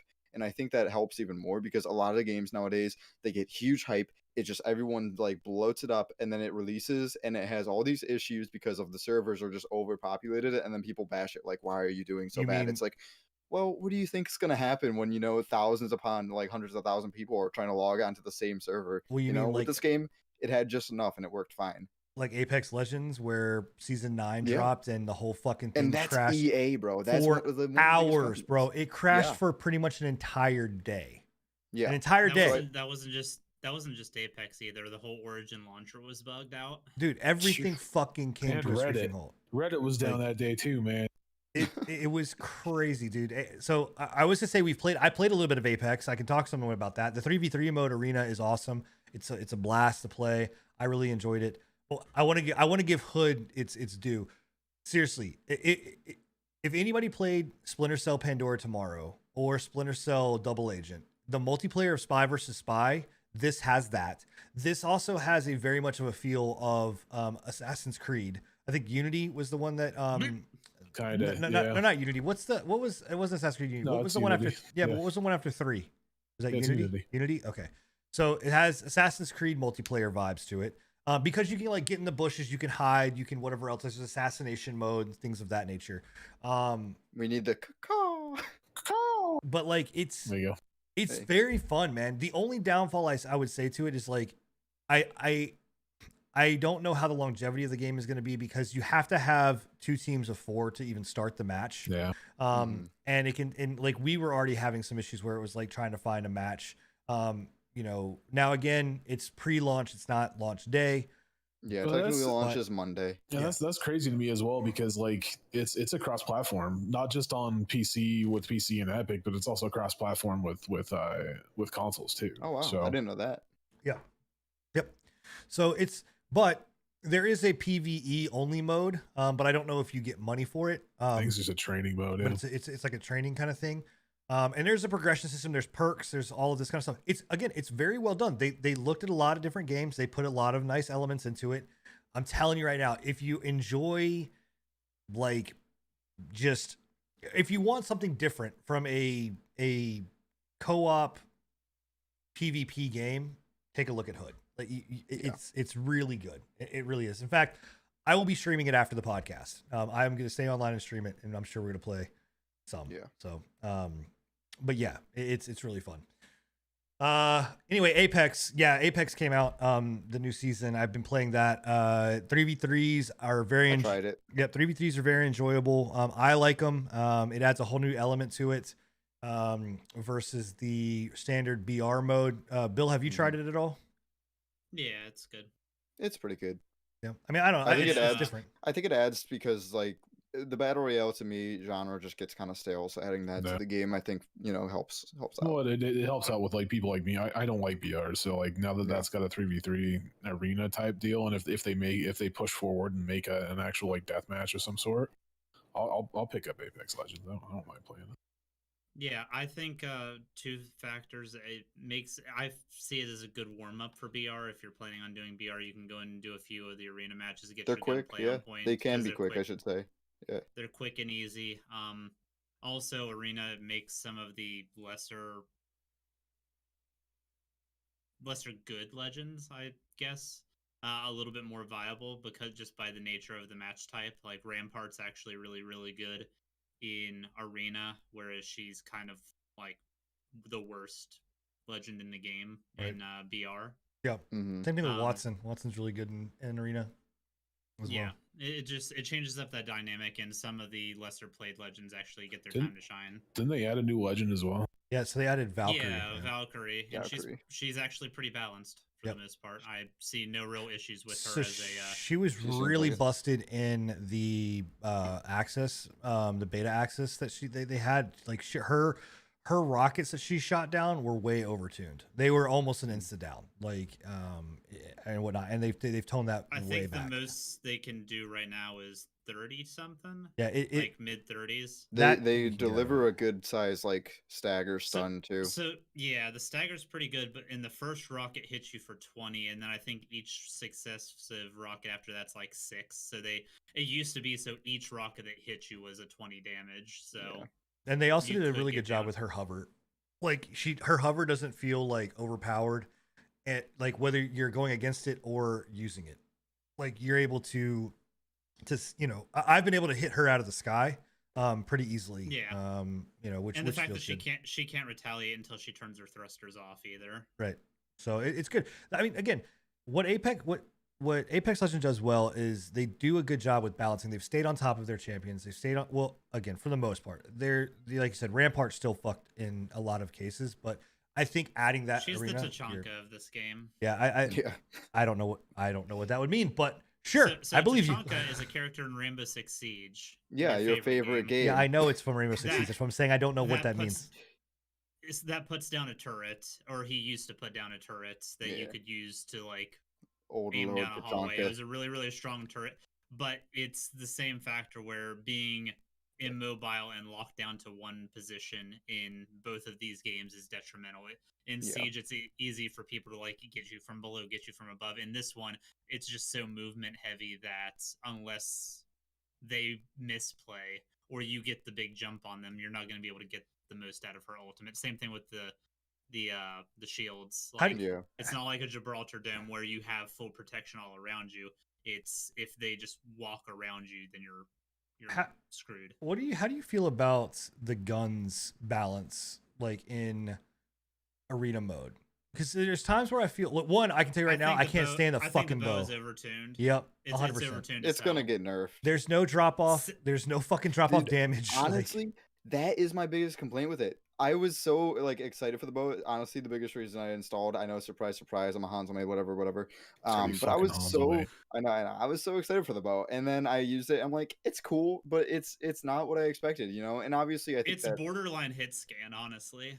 Exactly, you know, it's hit scan with some travel time. My biggest thing with bows, I need the drop off, I need the travel time. You know, that's what makes a bow for me. Yeah, no, there's and not, obviously it's a compound bow and whatever, so they're gonna say that's the reason. The bow does not suck in BR mode. The bow is amazing in like all facets of the game. Yeah, like it's 70 damage to a body shot, 90 to a headshot. Yeah, it is good and it is so quiet. In BR mode, you can get 2 arrows on somebody before they can even pinpoint where you're at, just because the noise from the arrow, it's real high pitch and you can't get a direction on where it was actually shot from, because there's no like crack from the weapon itself. You just hear the arrow coming at you, which I mean is lifelike, but with that kind of damage, it's real frustrating. I mean, there's an easy way to fix it, right? Is add in like every other game where there's a bow, add fucking damage drop off and add fucking just travel time drop off. Like like just add drop off across the board. That fixes the fucking bow or whatever else. Like, you know, and makes it an actual bow and not a sniper. I mean, it's you can still use it for sniping, but it's not going to be a hit scan. I mean, it's. I will say I'm a big fan of the scatter shot or whatever it is. The shotgun bow mod attachment. Yeah, and it works for the 30-30 repeater, which was my biggest issue with the 30-30 was. Oh, can you get it on the 30-30? Yeah, it's for the bow and the 30-30. So if you are like doing your aim down pot shots, they push in on you. You alt fire to the scatter shot. Now you have a liver action shotgun, and it does like 45 damage if you land all the pellets. It's not bad. I'll have to try that, because this is like my first real time kind of jumping into Apex, because I never really jumped into the BR, and this kind of encouraged me to. And I've heard some things, some opinions about the 30-30. I personally really like it. I think it's a lot of fun to use. So they buffed it again with this patch. It's the scouts and the triple take have their own weapon class now. They added a marksman rifle class. So while you're aiming down sight, you have more movement speed than you used to. It used to have sniper movement speed. Now you actually have like between AR and sniper movement speed. It makes you a little bit more nimble. The thing with the 30-30 I don't like is the fact that it's like the triple take in a way where the longer you aim, it like does a charge up and then but I think it still does considerably good damage when you're not using the charge up feature. I think the charge up feature is a good engage, you know, charge it up, pop, and then immediately start popping shots off after, from what I've used it as. Yeah, I feel you. The thing that I will say in arena, where is I don't know, and I don't know how you fix it in arena, but like a lot of times it becomes a situation where it's like, I saw a lot of one. I mean, we played with Pika, and I'm not kidding you. Almost every round we had, Pika had 3K plus damage, right? Because of that stupid fucking bow. But it becomes a situation of like sniper and auto rifle, right, or some type of rifle, you know, and whatever else. I mean, we finally got into matches where like there was more strategic play being done, and we were able to flank and do things like that. But a lot of it was just like, okay, we're gonna hold high ground. We're gonna wait for the zone to come in so it can push them out of high ground, so that we can go in and stop doing the sniper bullshit or whatever else and actually play the game. But I don't know. I mean, I think arenas is gonna take off for that. I think if they really focus in on it, that could be a competitive mode for sure. So, yeah, I think so too. It's got a lot of potential. I think they've done really well with the map variety on it too, and I like how they've done with the economy system, where even if you are like winning your rounds, if you're not like resource gathering at the same time, then you could fall back. You could easily fall behind in the economy game and get stomped on another round just because you're under equipped. Well, and that's the problem that I think CS:GO has, is where if you're getting stomped, and you just have no money. Like, you know what I mean? Where this is definitely more, you can get money. You can take a round, go P2020s all go gather up all the barrels before anybody can get to them and hope for the best. Yeah. So no, it's good. It's fun. I think that's it, man. I think we covered everything that we've been playing. Have you been playing anything else? I know you've been still playing Final Fantasy. I'm still doing my Kingdom Hearts, but that's nothing new. Yep. Yeah, I'm still playing Final Fantasies through. Returnal's been taking up a lot of my stream time, though. I'm really enjoying it. Cool. Yeah. Raid Shadow Legends. All right, so moving on. We are now officially done with games that we've been playing. That was a lot, but I'm excited that we a lot of new stuff right now. New games, yeah, for sure. Moving on, Bill, take it away, man. Elden Ring. You got some news for Elden us? Ring. So so it wasn't from Software directly. It was from their parent company, but it is Elden Ring was originally projected to be a summer 2022 release. They are very pessimistic that they are going to reach that release window. It seems like it's going to be pushed to a Q1 2023. No surprise there, man. Was that no surprise there with was that just a rumor as well? The summer 22? No, that was something that the company had stated. They haven't set like a specific, like they're not going the cyberpunk route where they're going to set a specific launch date. I was going to say they shouldn't. Estimated summer 2022. Now they're estimating Q1 2023. If they need to push it back, they will. But From Software's been radio silent. This is all from Software's parent company. I think that's the best way to do it. It is, and From knows this. From always does this, where they will not put a release date on it until basically the game's finished into their standard. Yeah, that's good. So, Elden Ring, it still exists. It's still, it's still something. It's still I don't think it does, man. Oh man. I think they're gonna release and be like, just joking. Nah, From Software will release it when they're ready. So, okay, moving on. This could be a little bit of a heated one. I think the next two, honestly, are going to be a little bit of a heated topic, at least for me. I can tell you, Biomutant. I'm just going to sit down because I don't have a horse to stand on this one. So Biomutant. I'll let you take this away more, Enigma. You know a bit more than I do, I think. I don't know. I don't think I think we both know equally, but yeah. Yeah, but I only just briefly watched the stuff. It looks good though. Biomutant. I think we talked about it before on the podcast. It. Yeah, but it's a new game coming out on the 25th of May. I've been looking forward to it. I've been keeping track of this since like 2012, 2013, somewhere around there when they first announced it. I think it was about 2012, 2013. It might have been 2017. Somebody came in the other day and said it was 2017 was when they first released information about it, but I seem to remember hearing about it a little bit earlier than that. But that's besides the point. You know, it's Bill. Sorry. What? Fucking head. It's just all we see is just Bill's fucking head. Jesus Christ! What? It's definitely Same thing with looking Scruffy. like it's gonna be good. I can't do this. I can't. All right, go ahead. Sorry. I can't just get my face. I'm too fat. All right. Sorry, I just saw Bill and I got so I had to. It's definitely looking good. We talked about it before. Like I said, it's a open world RPG set in like a post-apocalyptic kind of. I would say like dystopia type. I would say definitely something like a. And the reason why I wanted to talk about it with Ratchet and Clank is because like somebody came into my stream the other day when I was talking about this, and they were like, "This reminds me of like a open world Ratchet and Clank." Mm-hmm. And I'm like, "Yeah, it kind of does, man. Like with the animals and shit, like kind of does. Like it's legit." A furry world. You're not wrong. Okay. So I don't know. I personally think it looks good. And I think it looks great, man. From the combat to the exploration of the world, I think it looks like a lot of fun. Yeah, the combat is the one that I was actually really surprised about. Like the combat, I was watching the combat trailer that they did, or the gameplay trailer that they did the other day, and it's smooth, man. Like swapping between melee and the ranged attacks, fucking smooth as shit, dude. And some of the abilities that you have, like it's sweet. Nope. And the classes look dope, dude. Nope. Oh my gosh, so we just got shown the classes. They actually look like really legit. Nope. I don't know. Nope. So all right, here's what I'll say. I I watched the gameplay stuff that you were showing, Enigma. I have since gone and watched other videos on it. I don't get it, man. I think I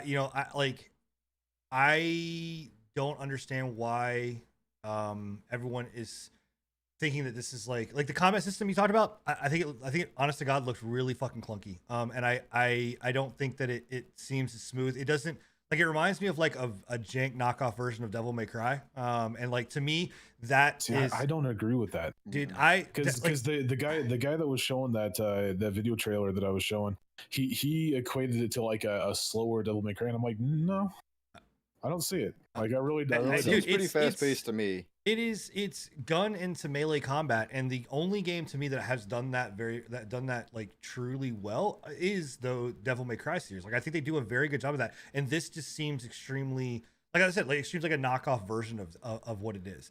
The other side of it too is I don't get, like, to me it's not doing anything new. You don't have any real customization of your character type. Like, you can change the color, you can change the fur, you can change a couple things, and they have stats which are cool or whatever else. But it's like they took elements of Fable, they took elements of Devil May Cry, they took elements of like you said, Ratchet and Clank, all these other kind of things. They put it together, but they didn't put it together in a well enough, in my mind, a well enough like thing to make it actually good. And like watching the boss fights that I was like, this just seems boring. Like, I don't like the boss mechanics of that fight. I literally watched that one where it was like the dude with it was like a big, I don't know, like a monkey with a mask on or something like that. And the entire fight, all he did that entire fight was just back up. Like, that's it. And I was just like, this seems boring. I don't know what you were watching, but because there was same at least video you were watching. four fucking mechanics right on that screen when he was fighting that monkey fucking worm thing, and having to watch out for the tongue, having to step on the tongue to do damage. He had to back up to not get hit by the gigantic explosion of fucking poison that was coming out of his face. And again, I don't think that this is it's priced at $60, guys. In today's world, in today's thing, like, where we've got games that are coming out like Hood that's $30, when we've got games that are coming out that are $20, $27, whatever coming out. If you're coming out with a $60 game, it better be fuck all great. And in my opinion, man, like, what I'm seeing of this game, like, for one, I don't see the longevity of what they're going to be able to produce out of this, like extra content and things of that nature. I know that they've got, right now you can order it and get the game, and then you have a mercenary class DLC with it. Yeah, I have an issue with the pre-order. Don't pre-order this game for a while. Like, definitely don't There's no reason to pre-order. So the classes, just to break down kind of what the classes are. Classes aren't like specific things that you have to assign yourself to, right? Classes are just a start, stats. I think, right? Yeah, there's just like stat sticks, essentially. Yeah. The class that you choose at the beginning of the game, you can change at any time.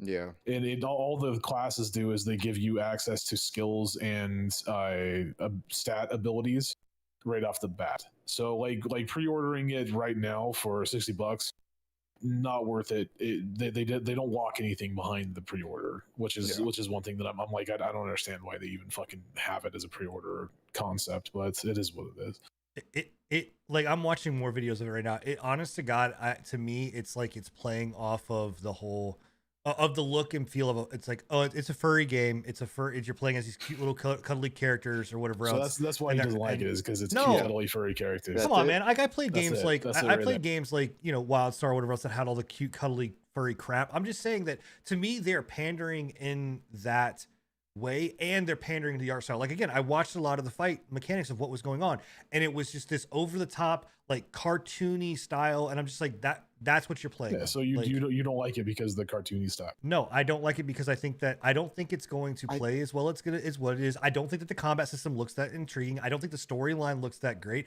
I don't think the mechanics that I was shown looked that great. I could be completely wrong because I've not played the game, but what you showed me and the videos I've seen, nailing a $60 price tag with this game, I don't understand the hype. I don't get why it doesn't look like something that I think it's just another bland, generic thing. And if it's coming off the back that Ratchet and Clank is coming out when does Ratchet and Clank launch? let me get. It doesn't matter. This game's been in development for like I know that, but 6 years. it's about. But what I'm saying is, if it's coming out around the same time as Ratchet and Clank, which Ratchet and Clank is releasing June 11th, and this game releases May 25th. So it releases what, a week, a week, maybe 2 weeks apart or whatever else. I just like. I'm gonna stop you. I don't know, man. see any.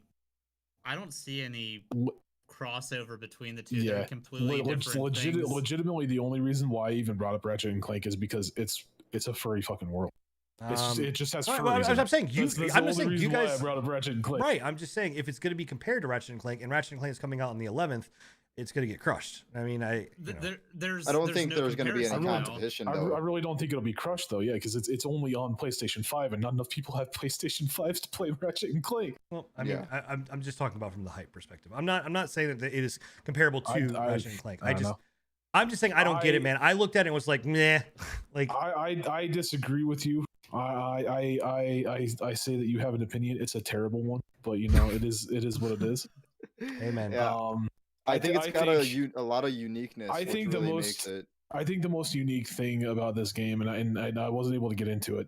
The most unique thing about this game to me is the crafting system. I think that the crafting system is what's going to push this game I don't think I've seen the crafting system. How does it work? The crafting system is like what was the name of that game? It's mix and match parts. So like you'll take parts. It's kind of like Dead Island. It's kind of like okay.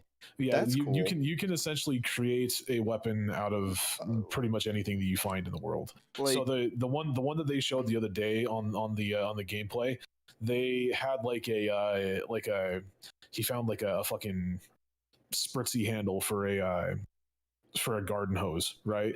And that was his grip. He had like like Dead Rising. Kind of like Dead Rising. Exactly. That's what I was going for. Yeah, it's you have several different parts that you can slap together, and it's made out of a lot of different parts in the game that you can pick up.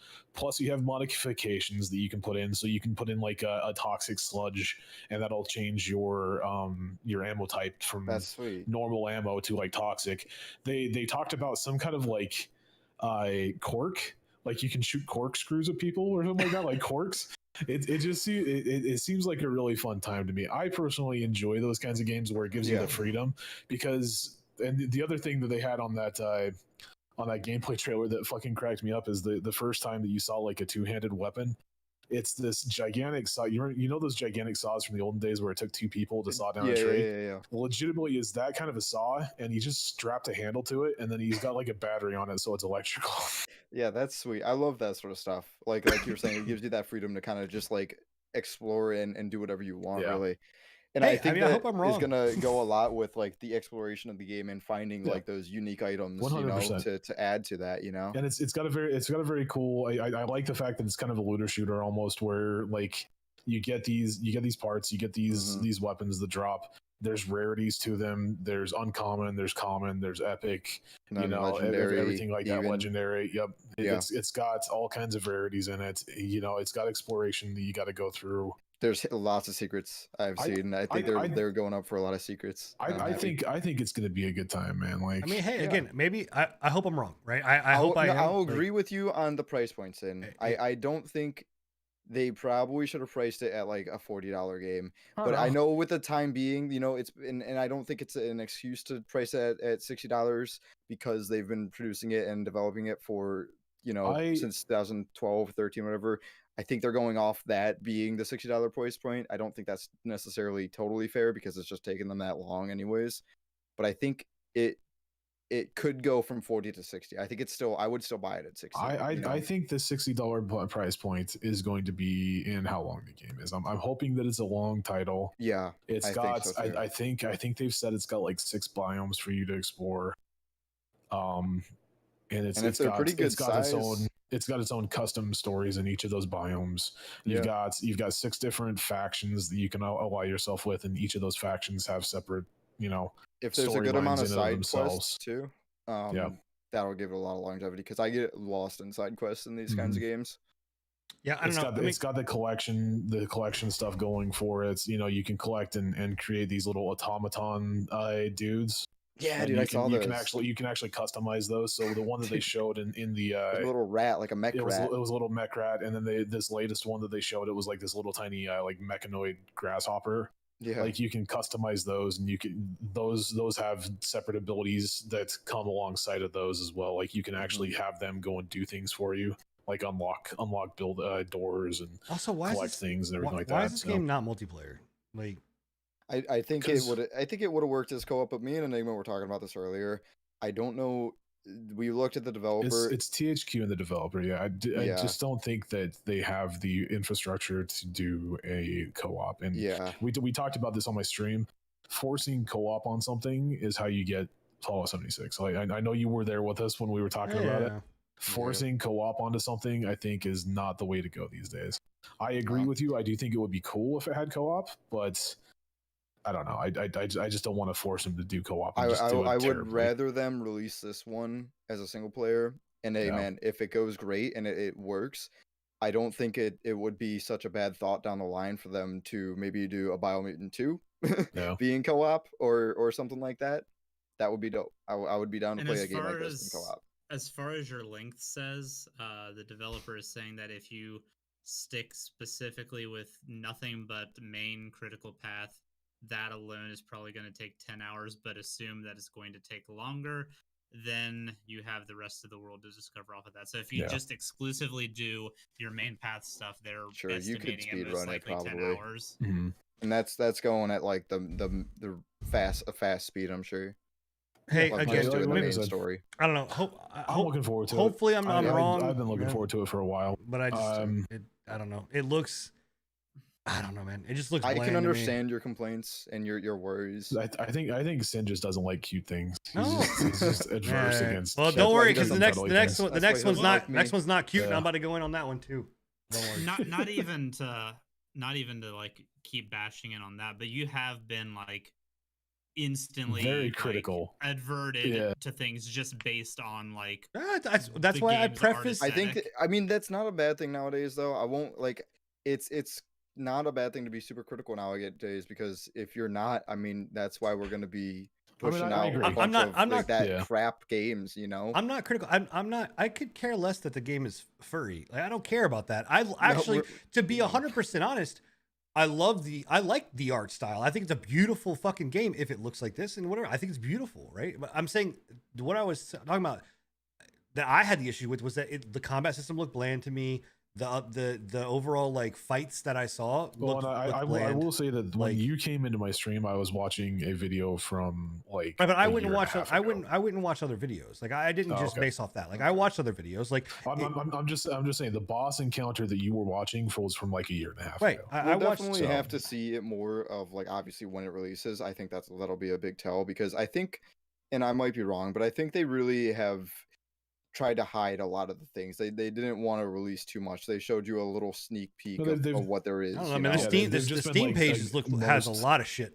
Like the Steam videos and stuff like that has a lot of crap. And there's a lot out there, man. Like you can find quite a bit of videos about a lot of this like gameplay stuff. You know, again, I don't know how old like some of this stuff was. It could have been from a year ago. Whatever else. That's what I was gonna say. Is most of the gameplay that we have is just continual fucking rehashes of what they've already released. Yeah, and most of the gameplay that we have is from like a year and a half ago, roughly.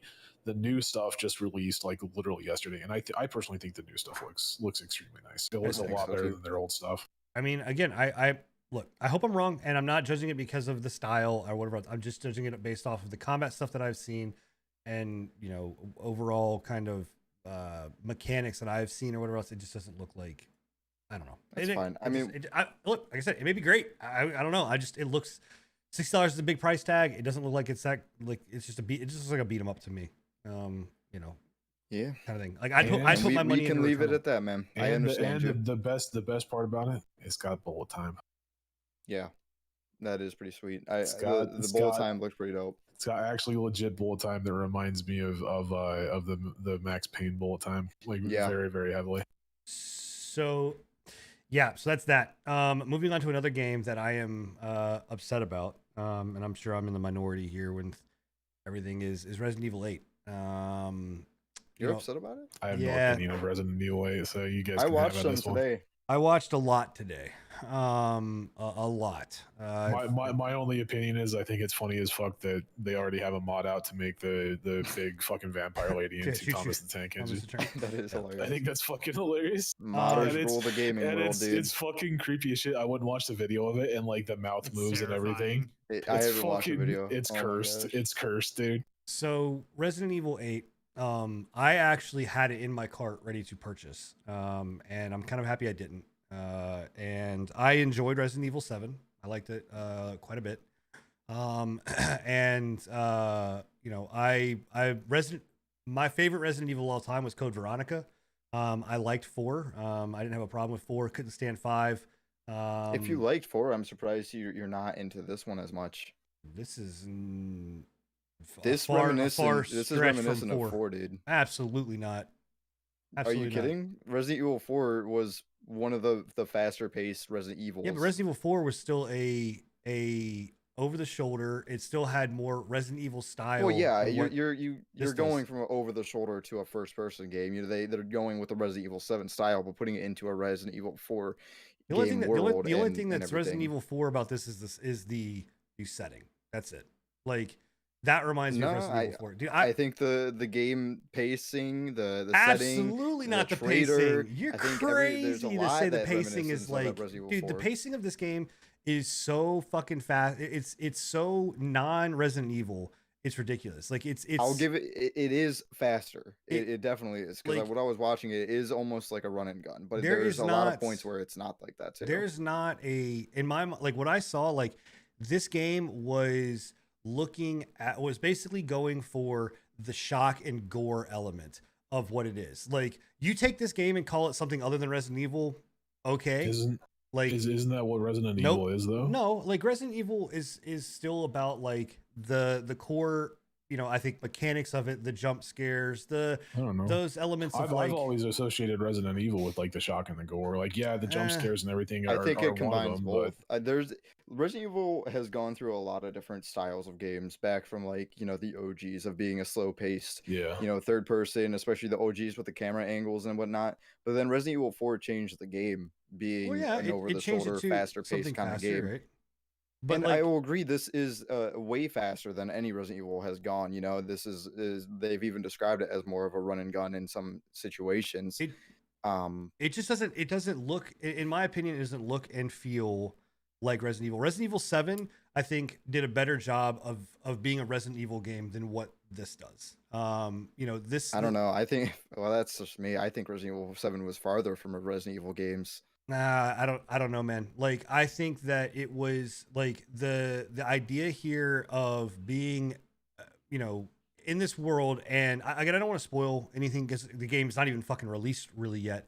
But like watching all of this and like watching the crafting mechanics, the gun mechanics, the like cooking mechanics, the, you know, ammo. That was a bit weird. How much ammo is in the fucking world? The like even the Resident Evil used to be a game and has always been a staple of a game of being a puzzle solver. Like at its core, like what the game is a puzzle solving game with the added elements of horror, right?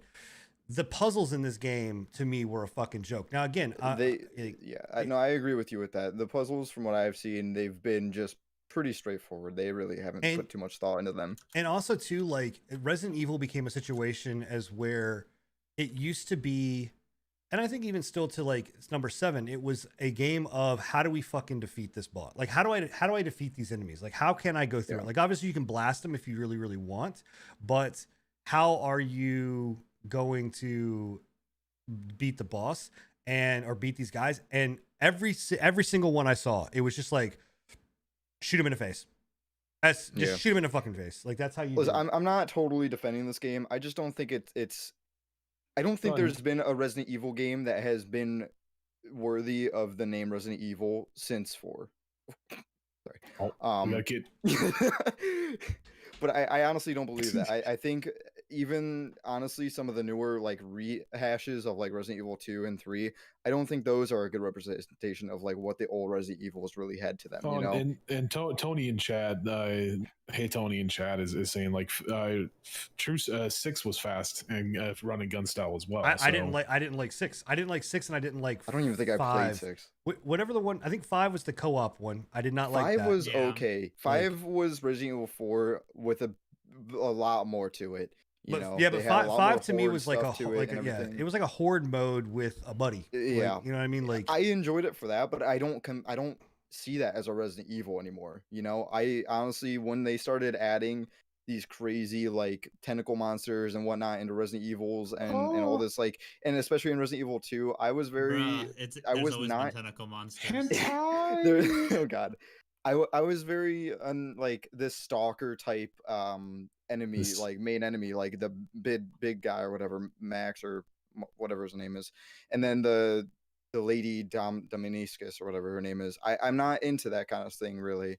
Well, when they started adding that, I really have kind of been disheartened to call them Resident Evil. Well, even when we were talking about tentacles, we need to have that.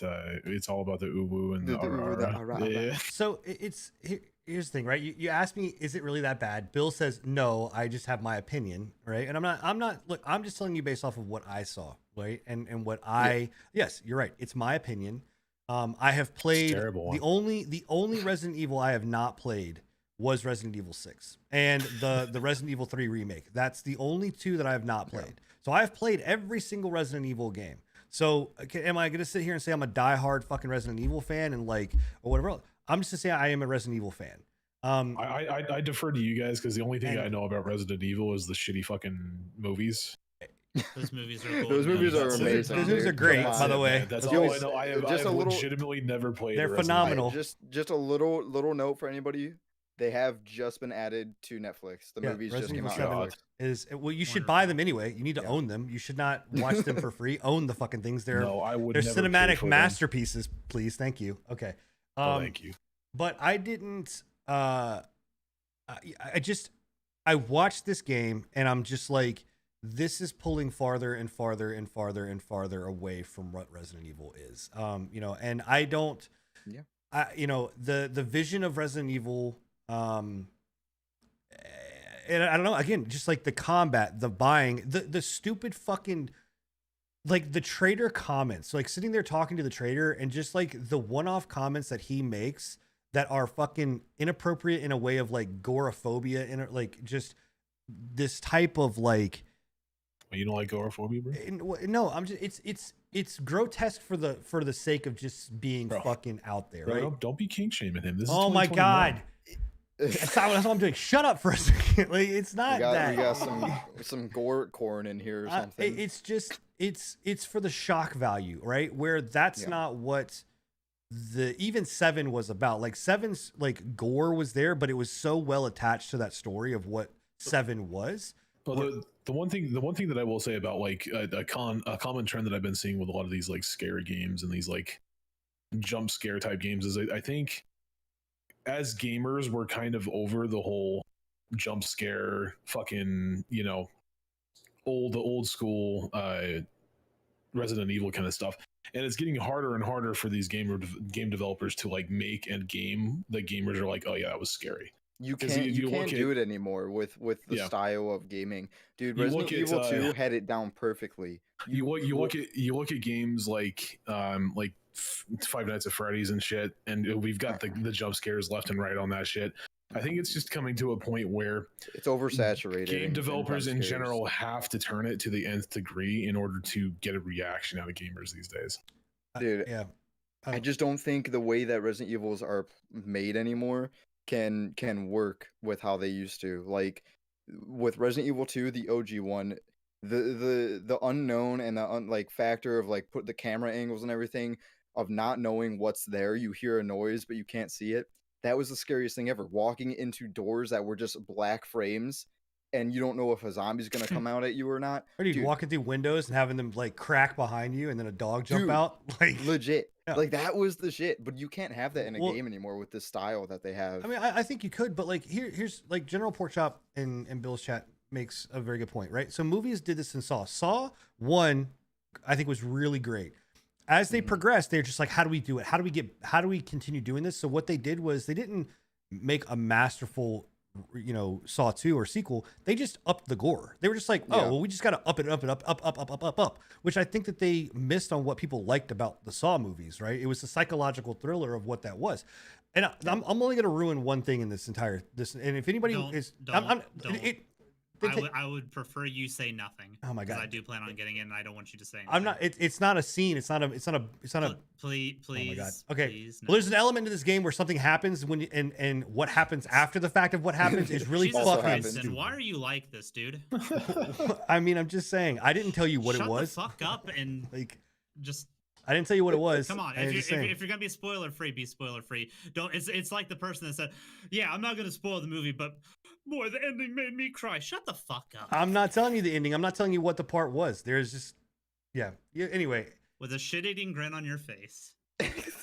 Well, whenever you play it, we can talk about what that was. Hey, by the way, we will bring it back up after. By the way, Darth Vader is Luke's father. Just in case anybody didn't know. You're lucky. I just finished that series, bro.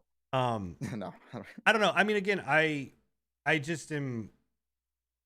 I don't know. It's not. I think, like I said, like I don't think any Resident Evil since 4 has been a Resident Evil, and I think in its own right, it's gonna be a pretty cool game, but it's not to me gonna be played like any Resident Evil has ever been played, except for like 7. But I think there's still a reminiscent like factor of Resident Evil 4. I don't think it's necessarily a direct comparison to it at all. I think it just kind of takes back a few like nostalgic features that Resident Evil 4 had, and I think that's really all that it kind of gives to me. I have a question. Yep. Did you say it had cooking? Yep. We won't get too much more into it. There's a cooking element. Why? Anyway, there's a cooking element of the game. I'm so confused. No, I think it's going to be compared to 7, and I think 7 is going to come out as the winner. Of the two, personally. Yeah, I don't know. I think it's a game to watch. I think it's more enjoyable to watch the game than it is to what I would think to play the game. Personally, I see it as the exact opposite with these style games. I feel like if you watch the game, you ruin it for yourself, and you ruin what makes these games important. I don't know. I feel like they're a medium to be experienced and not watched. I feel like if you watch it, you get a lot less of what is intended.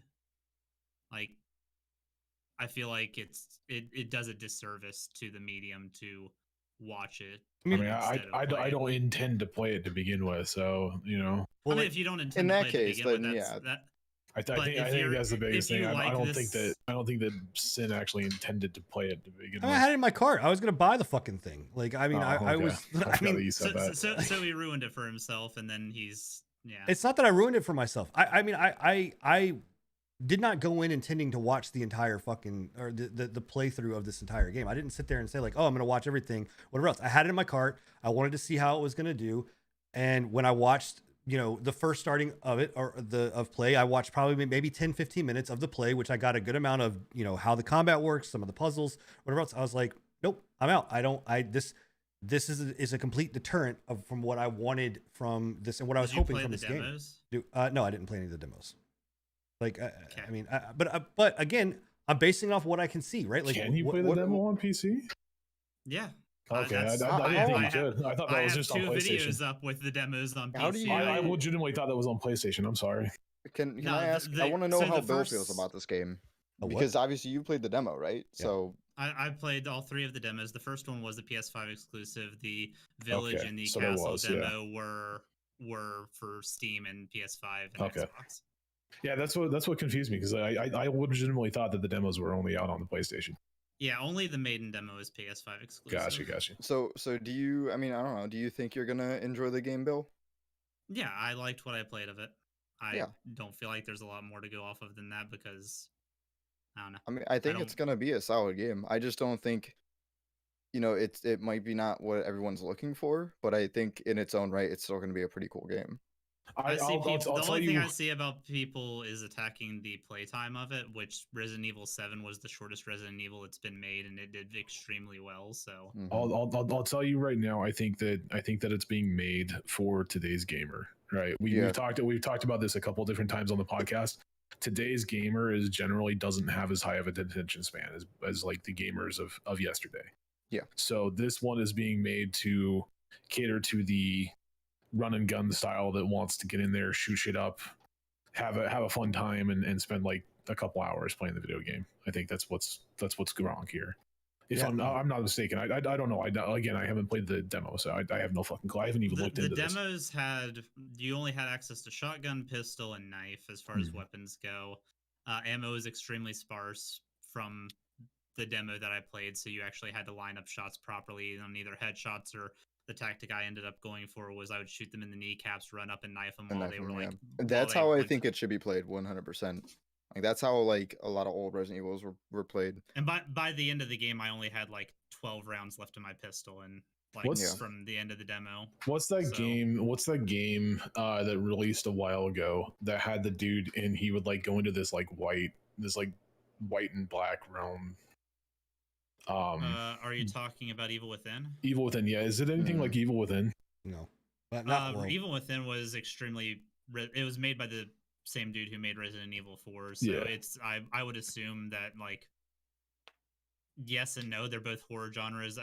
Evil Within was a lot more psychological, but it did have its actiony segments, just like Resident Evil 4 had its actiony segments. There was a lot. Because that one seemed like it was a lot more run and gun as well. It didn't seem like it was very like. At points of it, yeah. This is more equivalent to like I'll say this: whenever PT came out, to me it like changed the genre of what these games have become. What is PT? It was the Silent Hill trailer for or whatever else, and that's what you got to remember. Not a Silent Hill guy, you know. That's what these become, and I can guarantee you that if PT does come out and or whatever it's going to be, the Silent Hill thing or whatever.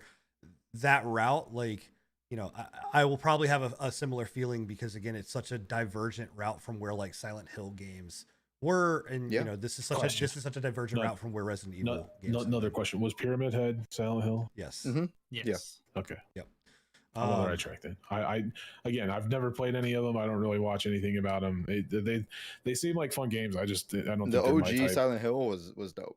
I just creepy ambiance. I just don't think they're my type of game. You know, so again, this will be aside from 6, this will be the first Resident Evil that I have not played. You know, or whatever. But I watched Bill's playthrough of it. I don't know. You know, do you think if you hear anything else about the game on release, do you think it might convince you to pick it up?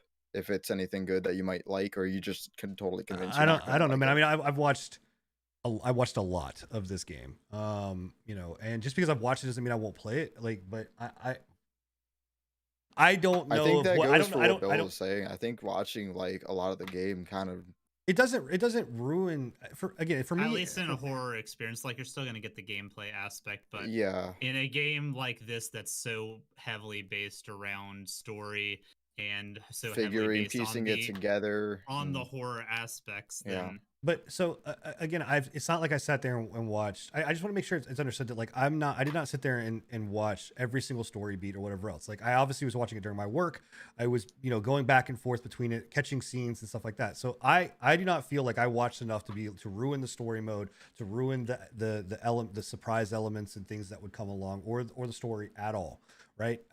What I mainly paid attention to was some of the puzzling mechanics, the combat mechanics, and overall just kind of the ambiance, kind of horror style mechanic that I would want to see in a Resident Evil game. And all of those things, Resident Evil 7 checked enough of those boxes for me to be like, yes, this fits.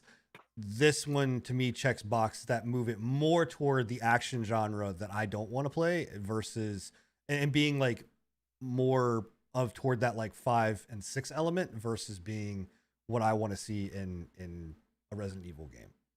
So I don't think 7 had that many, like the hardest puzzles in 7 was trying to route around the family. I didn't think the puzzles in 7 were actually like anything to write home about. Well, From what I I'm remember, not, the only big puzzles that I remember were the shadow puppet puzzles. I'm not saying that it was. I'm not saying it was a brain buster, right? I'm just saying it was. I felt. I was more okay with that style of play versus the style that what I've seen in this, which is again very much like a run and gun, or not running gun. It's just a lot of fucking shooting and a lot of fucking like just in your face kind of stuff versus, you know, Four had a lot of that too, and Yeah. 4 is one of my. It was my favorite game of all time before Bloodborne came out. So yeah, I mean, 4 was my second to Code Veronica. Code Veronica was my very first, was my favorite one of all time. but saying that action is killing the franchise, I feel like For if me. you enjoyed 4, well, 4 was primarily action, especially that third half of the game where you're on the island.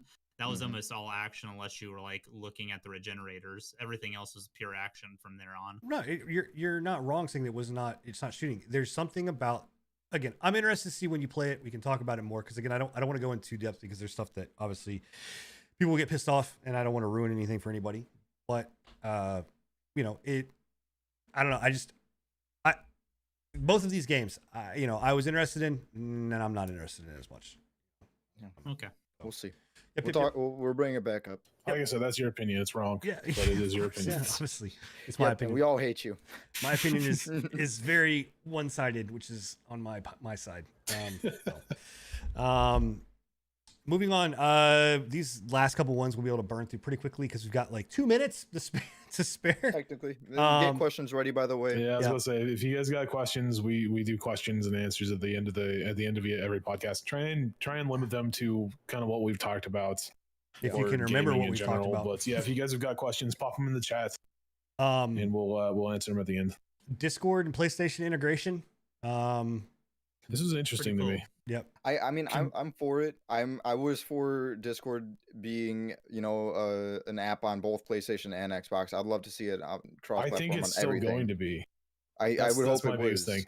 I think we talked about them possibly going over to Microsoft. Microsoft was offering, I think, like 10 million to buy them recently, and they said no. I think that was a smart move, personally. Me too. Yeah.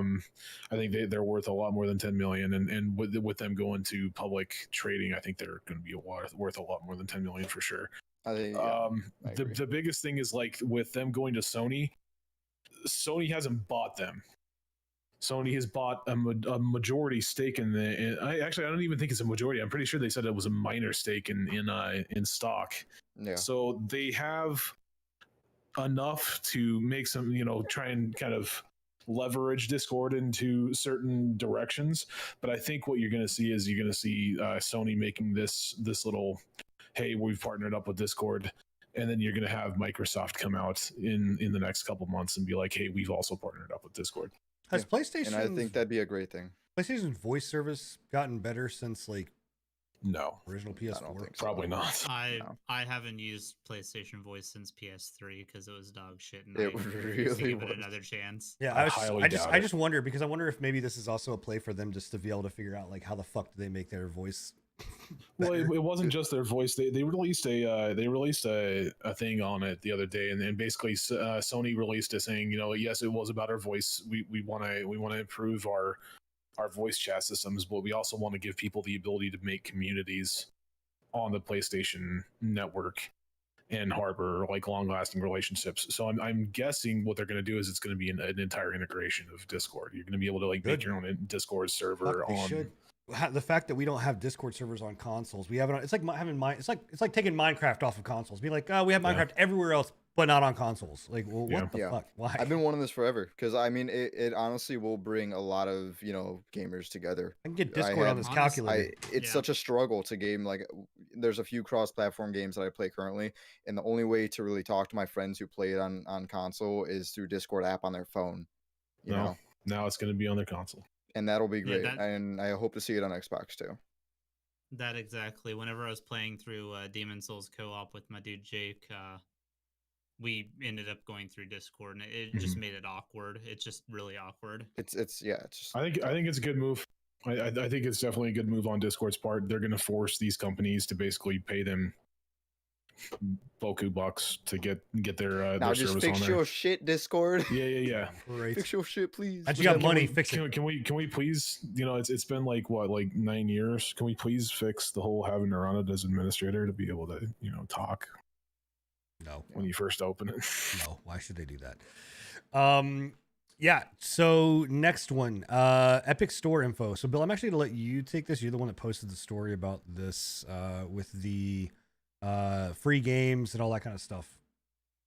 Yeah, so I don't remember where this it's not a leak because it's official info. It was a leak. Yeah, okay. It was a leak. It was leaked from the documents that were provided for the Apple versus Epic case. Oh, yeah. Okay. Well, in that it showed what Epic was paying out these indie developers or just developers in general to allow their games to be free on the Epic Store during their free We called grabs. it too. And I called it. It showed that Epic was severely underselling these companies as far as buying. Like the buyouts were significantly smaller than what a lot of people and yet people still defend it. And the argument I'm seeing in defense of that is, well, you can't take these numbers of players seriously because it's a free product. If it was dog shit. If it's a price tagged product, then the numbers would have been significantly less, and they probably wouldn't have made buyouts, whatever the buyout was from Epic. That's a dog shit argument. A few cases, but I still don't believe that. I think with most of these cases, with most of these games, they would have made buyout plus more, especially Subnautica. That's 100% a dog shit argument. Subnautica, because if you're going to tell me that if they would have went on sale on Steam for 20% off, 20% off on Steam, even with the 30% cut, they'd still be making Boku bucks. Yeah. So this is saying, I'm looking at this this tweet that you sent or whatever else in the table here. So is this Epic saying that their user acquisition cost per user is what they're quoting the price at? So Super Meat Boy, they quoted them at 52 cents per person. I believe so. Yeah. I don't know the logistics of that column specifically. Because UA is user acquisition. I would assume. I can't imagine it's anything. Epic UA cost is what they obtain, the price that they used for each user. So that's how they valued these things. And one of the things that I'm noticing is the drastic just difference in between us. I mean, you're talking about games like Celeste, which is a great game. Don't get me wrong. Valued at $11 per user acquisition. Or no, I'm sorry, $12 for user acquisition. Yeah. When you take something inside is $11. Yeah, when you take something like even let's just say I don't know, I'm trying to compare it to something like an Overcooked, all right? I Jackbox. Jackbox Party Bags is fucking 54 Fourth row. 64 cent, I think. I don't know, man. That's insane to me. And the buyout cost is saying that they paid them they paid them $60,000. Dude, that's chump change, dude. I don't know, man. I personally think that if they wouldn't have went to given Epic that ability to do that, they could have done the exact same thing just to put it up on sale on the Steam or whatever other competing fucking game provider service that you want to go to, right? They could have made. I mean, alone, Subnautica they bought out Subnautica for $1,400,000. Alone, Subnautica. I can't prove this obviously because I don't have the prices for Steam, but I'm willing to bet that Subnautica would have probably made double that easily. I would say. Let me see if I can look at how many. So they've. My dude's Mutant Year Zero got $1 million too. The game has Subnautica has when was this? As of January 15th, 2020. When did this thing on Steam happen? Or when did they buy them out? They bought them in 2018. This is all 2019. 12, 14, 2018. Yeah. 5 million sales. 5 million units. Now, again, I don't have a breakdown to see how many of those. I'm trying to find a breakdown of how many of those were actually. Epic Game Store made 804. 804,000 new accounts. So that was, as far as I can tell from this document, they got 804,000 people to download Subnautica and put it in there. That's just new accounts made from that though. That's not pre-existing accounts. And they only made 17% worth of new Epic accounts. Yeah.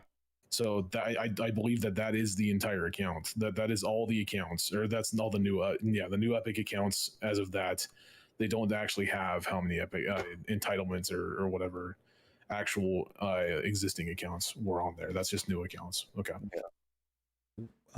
So the entitlements then, is this how many accounts were created, or how many downloads? That's how many accounts I think were created during the time of the free sale. This can't be right, because this is saying that Subnautica had 4.6 million downloads through That's Epic. taking into factor all the pre-existing accounts too. Is it? Yeah, I believe. I don't know. I think it couldn't have gotten 5 million fucking downloads through just it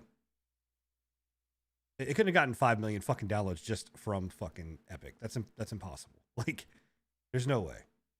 I don't know, man. This was after, the blow up of Fortnite and all the shit, right? Okay, so no, here it is. Here we go, right here. So the publication followed Unknown Worlds. Cleveland clarified the total number of copies sold sits at 5.23 million units. That is strictly from PC, PlayStation 4, and Xbox platforms, without the consideration of the 4.5 million Subnautica downloads that Epic that from the Epic promotion. So they got 4.5 million more users from the Epic download. They almost matched what they've done in sales for free. So yeah, they matched the amount of people playing the game. They didn't match it for sales.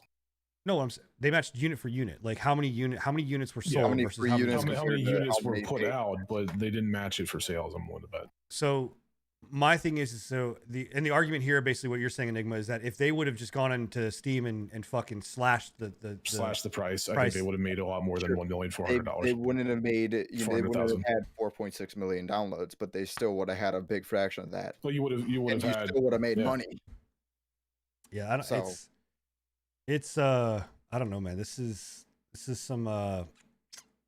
I think there's some games on here that did do well for them. Like they got some 100% change out of it. So Subnautica did very well for them because it's a popular game. Like 100%, they did a very good job with obtaining that as a free title.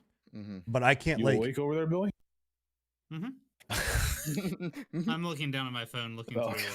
Can you answer this question on the board, Billy? I think, and they didn't pay Metro anything. Why did they not? They didn't buy them out. That one's a unique case. I can't remember what the reasoning for that is, but that data is not available for one reason or another. Interesting. I mean, if Metro was that the new one, or is that the old one? That was the remaster of. Okay, that was the old one. Okay. And but I think the Redux. I don't know. Did the Redux have both Metro Last Light and 2033? Lego possibly. I think it does have something to do with that bundle. So, dude, if I was Team 17, I'd be pissed, dude. I'd be fucking livid. They almost did the same. They did Redux a million. Had both. That's what I thought. They did $1 million under Subnautica. They were right in there as the top, and they only got paid $225,000. Like which one? Overcooked. Oh, Overcooked. Yeah. That's crazy, man. That's fucking crazy. Or like Enter the Gungeon. Know, man. It's nuts. I don't know. This is on. I don't know. I don't like the fact that this is how much they paid, and I'm willing to bet that you would have made more if you just would have fucking. Yeah. Well, that's like I said. There's a few cases. Yeah, sure. It probably benefited the developer, but still, I think a lot of this they bought a lot of these developers out for just chump change to compared to what they would have made. I mean, pennies on the dollar for user acquisition. I mean that's exactly, to me, that's what it looks like. The buyout. Well, and we know for a fact that this whole free games has not worked out for them. They've lost billions. We covered that before on a previous podcast. I think they've lost like 27 billion. 1.74 times or some shit like that. It might have been million. I'm not sure, but they just do it to get a a cheap buyout and just to get new accounts. So the way that they basically do this, and I don't know if it's even talked about anywhere in this stuff, is basically what they did was they took and they evaluated. They didn't just go up to Subnautica and say, "Hey, we're going to give you $1.4 million." That's not what happened. They went in and said, "We're going to give you $1.74 for every single person that downloads this game." So I think people are thinking that they walked up to these companies and said, "Hey, here's a shit ton of money, right? Have at it." And you get that money. It's not. If you take the Epic user cost of $1.74 times the amount of accounts that were done, it broke out to 100 or basically 1.399 million. So they rounded up to 1.4 million. So essentially what they're saying to these companies are, we're going to give you 52. Your game is only worth. Well, we're going to give you 52 cents on the dollar. We're going to give you 52 cents on the dollar for every single person that goes and downloads your game. Hope to God you get a bunch of free downloads, but you're gonna make, and I guarantee what the pitch was you're gonna make a shit ton of money because we're gonna give you, so many people are gonna download your game. Whereas in Super Meat Boy's case, they didn't make shit, which is Super Meat Boy's case. Is such an old game. They probably started going to developers after developers could see how many downloads Subnautica got. They started it out with the big bang of Subnautica, and they're like, "You're gonna do this," when in reality, they're not gonna do that. How much money has Celeste made? Sorry guys, I know we're going really deep in this, but this is at the crux and the core of what is wrong with the gaming industry as a whole. How much money has Celeste made? It's just insane to me, man. It really is. And the information that's been coming out from this Apple versus Epic is fucking. I was going over it with Scruffy earlier. Yeah. And just going over some of the information. I posted a few things in the chat. Like people ask me why I hate Vic and why I hate Tim Sweeney. It's these kinds of comments right here. So they had leaked documentation from of actual back and forth between Sony and Tim Sweeney, and like this is the shit right here. Sony's interoperability, basically they're not wanting to push out into and open up crossplay, right? Restrictions that both put our companies put both of our companies in an under-the-table position adversarially to our customers. Many Fortnite players are kids, and their friendships are being torn apart by Sony's segregation of players on competing platforms. Frankly, we do not believe Sony's position is even legal. Please understand that Epic firmly believes that this action is a matter of legal right and moral duty, and that I am conveying this to you following extensive deliberation and legal analysis across several continents with Epic's board of members and major investors, and that we are prepared to pursue any course with all available resources wherever it leads us and however long it takes. So Epic is threatening Sony that if they don't open crossplay, they're going to hit them with the biggest legal book that they possibly can find. And they can't do that. And then people are also pointing out that they believe that Tim Sweeney's hypocrisy is a hypocrite, because he is. Mm-hmm. It says that in August 2020, he had tweeted, Sweeney said that the battle with Epic and Apple was not them seeking a special deal, but instead of that, inside the basics of, it was a basic of freedom of all consumers and developers, right? But in court, Sweeney is reported to have said that he would have indeed taken a special deal with Apple. It's insane to me, the hypocrisy and the self-righteousness of this man and this company. Mm-hmm. So I'm figuring the math on Celeste real quick. So I figured out that Celeste is sold 500. Well, they sold actually 1 million units. I'm just going off of 500,000 units to give a very fair bank to say that 500,000 units is sold for $20. 500,000 units at $20 is a $10 million evaluation. If I take out the 30% cut that Steam takes, they made $3 million on those $500,000 worth of investment or worth of sales. Here, they had 3 million downloads, and they made under $1 million. They made $750,000. Mm-hmm. Like, and they evaluated it at $12 per user acquisition, divided by 3 million. They should have been deep into this, boys. They should have been. Yeah. They should have been valued at if my math is correct, which I don't see why it would not be. They should have been valued at $21.72 per user. Just to give you an idea. Sorry. This kind of And stuff. that's probably This the kind of case stuff. with a lot of these games. This kind of stuff interests the shit out of me, man, because this is the stuff that like sales evaluations and things like this, where people get stuff wrong and it really fucks over a company, and people think that they're getting something great and they're really not. And yeah, I don't know. And that's why I'm saying that whole argument is just dog shit. I'm sorry, I can't believe that argument at all. Yeah. And in revolt, and kind of, we're gonna cut the last two or the middle two, but the last thing to basically kind of bring up here is that, you know, and this has to do with Epic.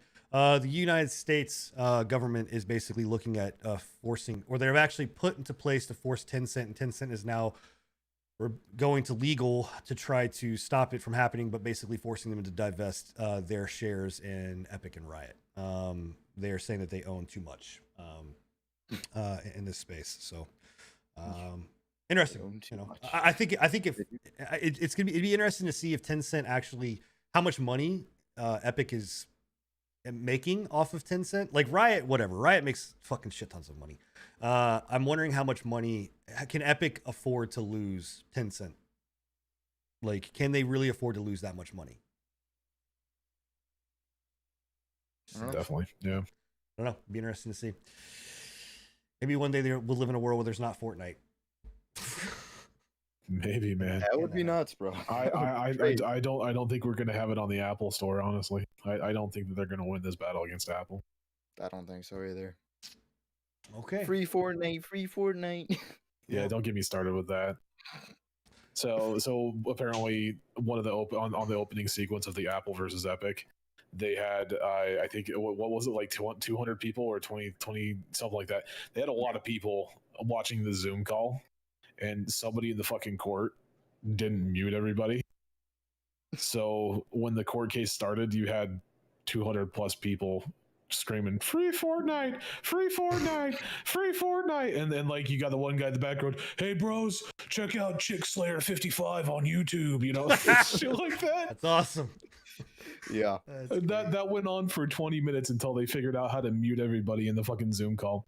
That's but that great. just shows you, dude, Epic's and Fortnite's community and how their maturity levels. In a freaking courtroom, like a Zoom court case. Hey man, I'm not a cat. I'm not a cat. Never mind. Nobody knows where that's from. Anyway, it's all right. Yeah. Do we have any questions? Any questions so. come up? No. I don't believe so. Nope. Okay. I'm seeing. I have one question. Do you guys think that Cyberpunk 2077 will ever show back up on the PlayStation Store? I think it will. I forgot about that. It's still not up. I think it'll show up on the PS5 store. I don't think they'll ever get it patched up for the PS4, honestly. I don't know. I think it will. It'll take a while, I think, but. Do you think the lifespan of the console will have left by then? I mean, probably. The PS4 is still very relevant with more than likely, yeah. But once speaking of PS5, the question I have for you on that topic is how much longer of a lifespan do you think the PS4 has? I think if they can't get PS5s in people's hands a lot. I think the only reason why the PS4 has a lifespan that it currently has is because people can't get PS5s. Yeah. Speaking of PS5s, I was actually going to bring that up in just the passing. Sony is actually considering, I can't remember what the phrasing of it was, but they're considering design changes to the PS5 to alleviate the pressures of making the console. I don't know how them available. I don't know. PS5 is going to look like the new Xbox. I don't know how they're going to do that, considering they need silicone for chipsets, and that's one of the major fucking. Yeah, I don't know what that specifically means, but they're looking at alternative designs for the PS5 to be able to meet consumer demand. Made out of shitty plastic that they recycle. Yeah. Are they gonna?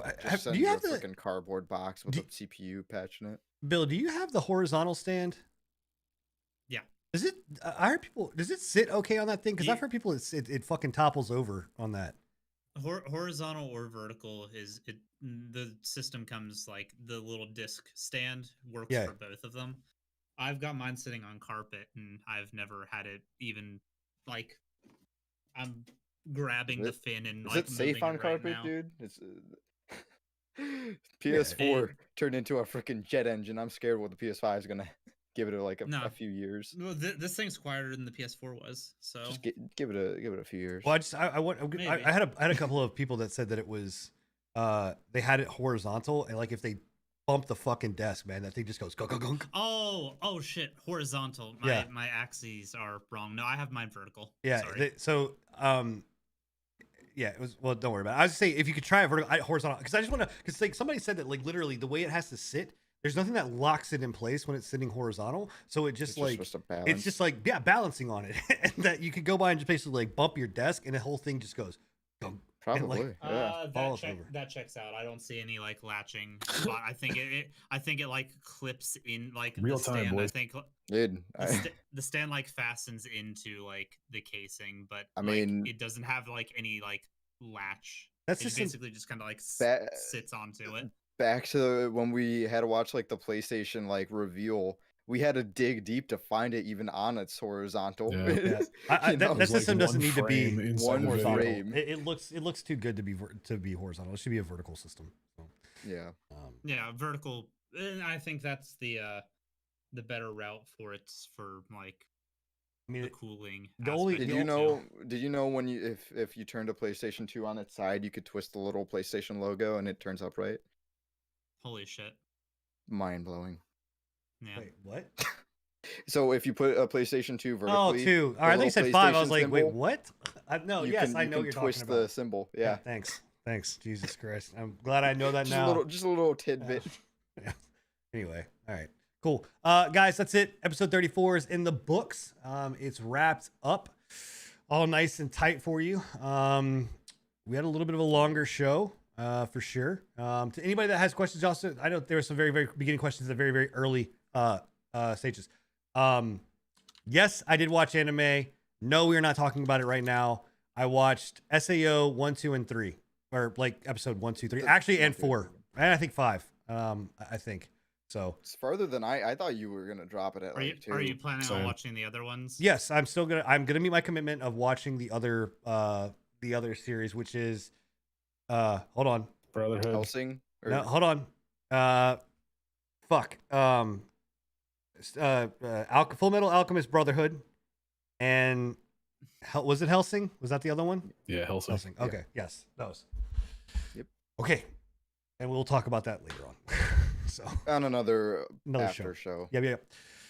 Anyway, thank you guys all for being here. We'll see you guys in 2 weeks. Make sure if you had to drop out, you guys can go check us out on the Spotifys and the YouTubes. Thank you guys to New episodes will be up soon on YouTube and Spotify. Yeah. Thank you to We'll get caught Bill up on that. and to Enigma and to Scruffy for being here and hanging out Thank you, sir. and putting up with my dumbass. Thank for you, another... sir, for having opinions that hour we and a half. can we Yeah, can ridicule you on. Yeah, of course. Why not? I hate you guys. I mean, I accept my role of being the ass on this show. I know where I sit. In any case, y'all have a wonderful night. We'll catch you guys later. See ya. Doses. Bye.